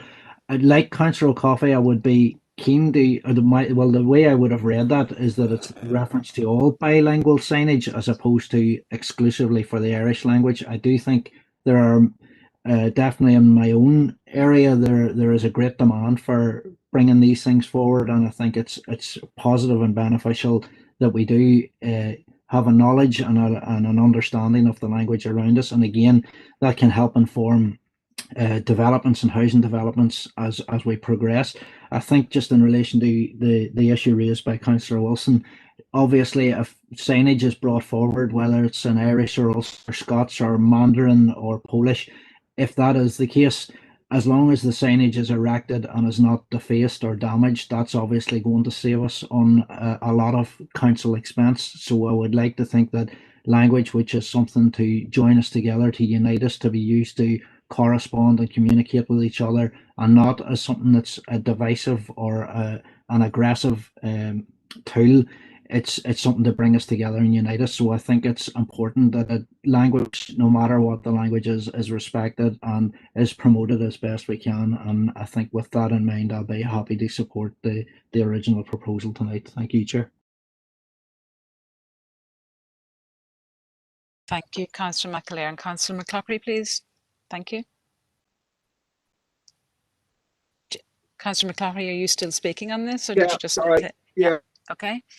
I mean, if we look at the famous Irish travel writer, Dervla Murphy, and her visits to Fermanagh, where she just said that if a farmer had a cow calf and his neighbours would come round and help him, if his tractor broke ground, he would be lent a tractor. However, if he tried to buy land or marry off one of his children out of his religion, it was frowned upon.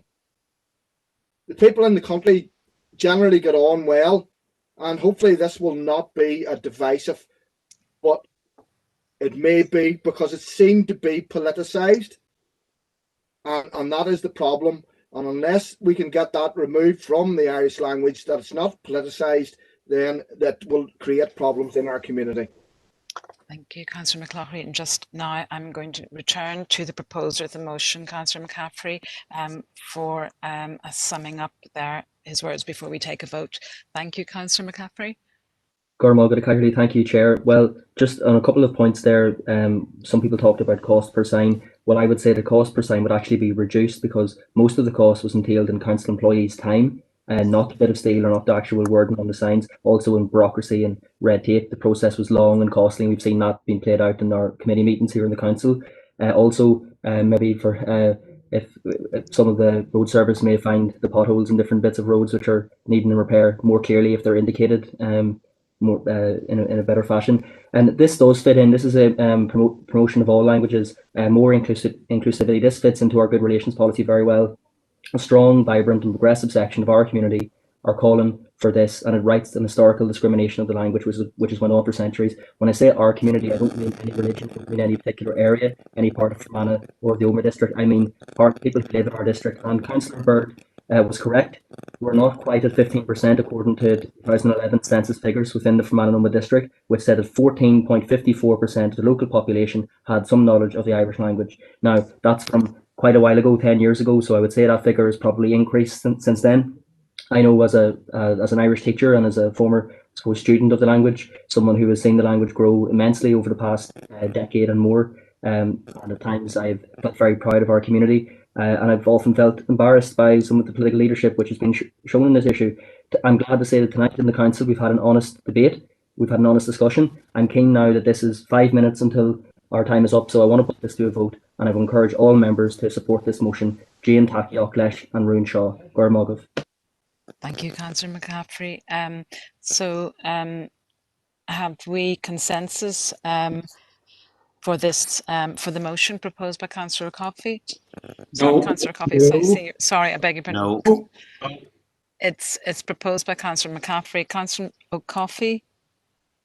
Yeah, Chair, I just wanted to receive clarification. Does this only extend for the Irish language, or does it extend to other languages? Because I haven't been satisfied. Thank you. Quickly, Chair. Certainly tonight we're focusing on the Irish language, but we will not stand in the way of other communities want to promote their languages and minority languages. As I said, there's some official status or historical rights, but yeah, leave it there. Okay, so I'm getting dissent here in the chamber. Councillor Maguire.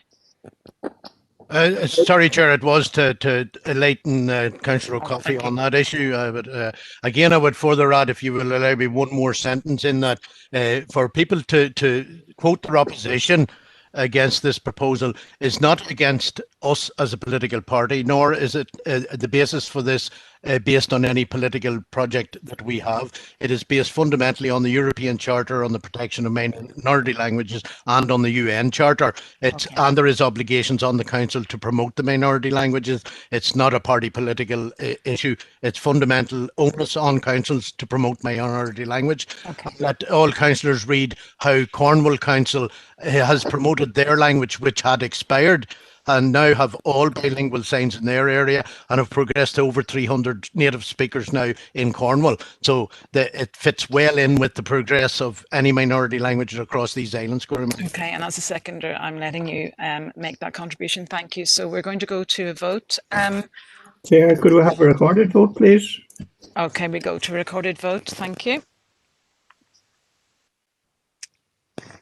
And this is on the proposal by Councillor McCaffrey that the council will adapt and change its policy on bilingual signage. New policy will require a percentage of 15% or more residents responding positively sufficient to erect a second sign stroke nameplate, subject to residual discretion and protections medications as appropriate. So we've had a discussion on that. So we'll go to a recorded vote now. So Councillor Armstrong against, Councillor Baird. Against. Councillor Blake. For. Councillor Buchanan. Against. Councillor Campbell. Available for. Councillor Clark. For. Councillor Coyle. For. Councillor Curry. Available for. Councillor Deehan. For. Councillor Donnelly. Anne-Marie Donnelly. Available for. Councillor Sean Donnelly. For. Stephen Donnelly. For. Councillor, thank you. Councillor Keith Elliott. Against. Councillor Erskine. Against. Councillor Feely. For. Councillor Anne-Marie Fitzgerald, welcome to the meeting. Thank you. Sorry, I'm late on them, just on the door. Okay. Available for. Councillor Gannon. For. Councillor Garrity. For, Chair. Councillor Green. For. Councillor Irvine. Against. Councillor Keenan.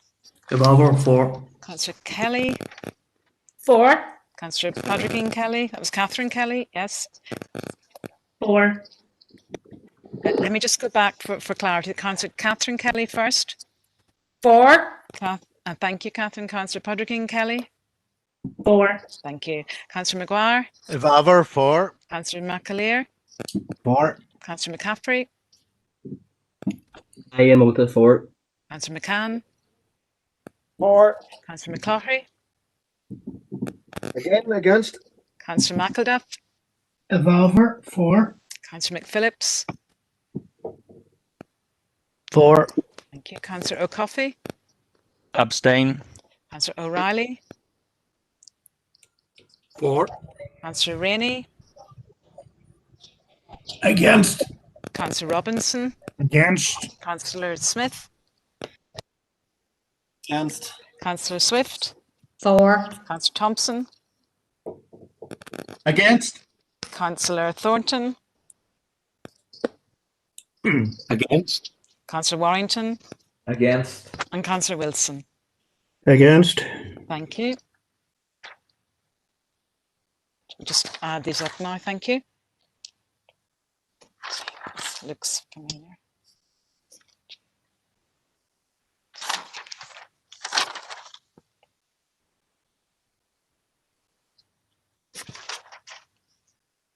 Yeah.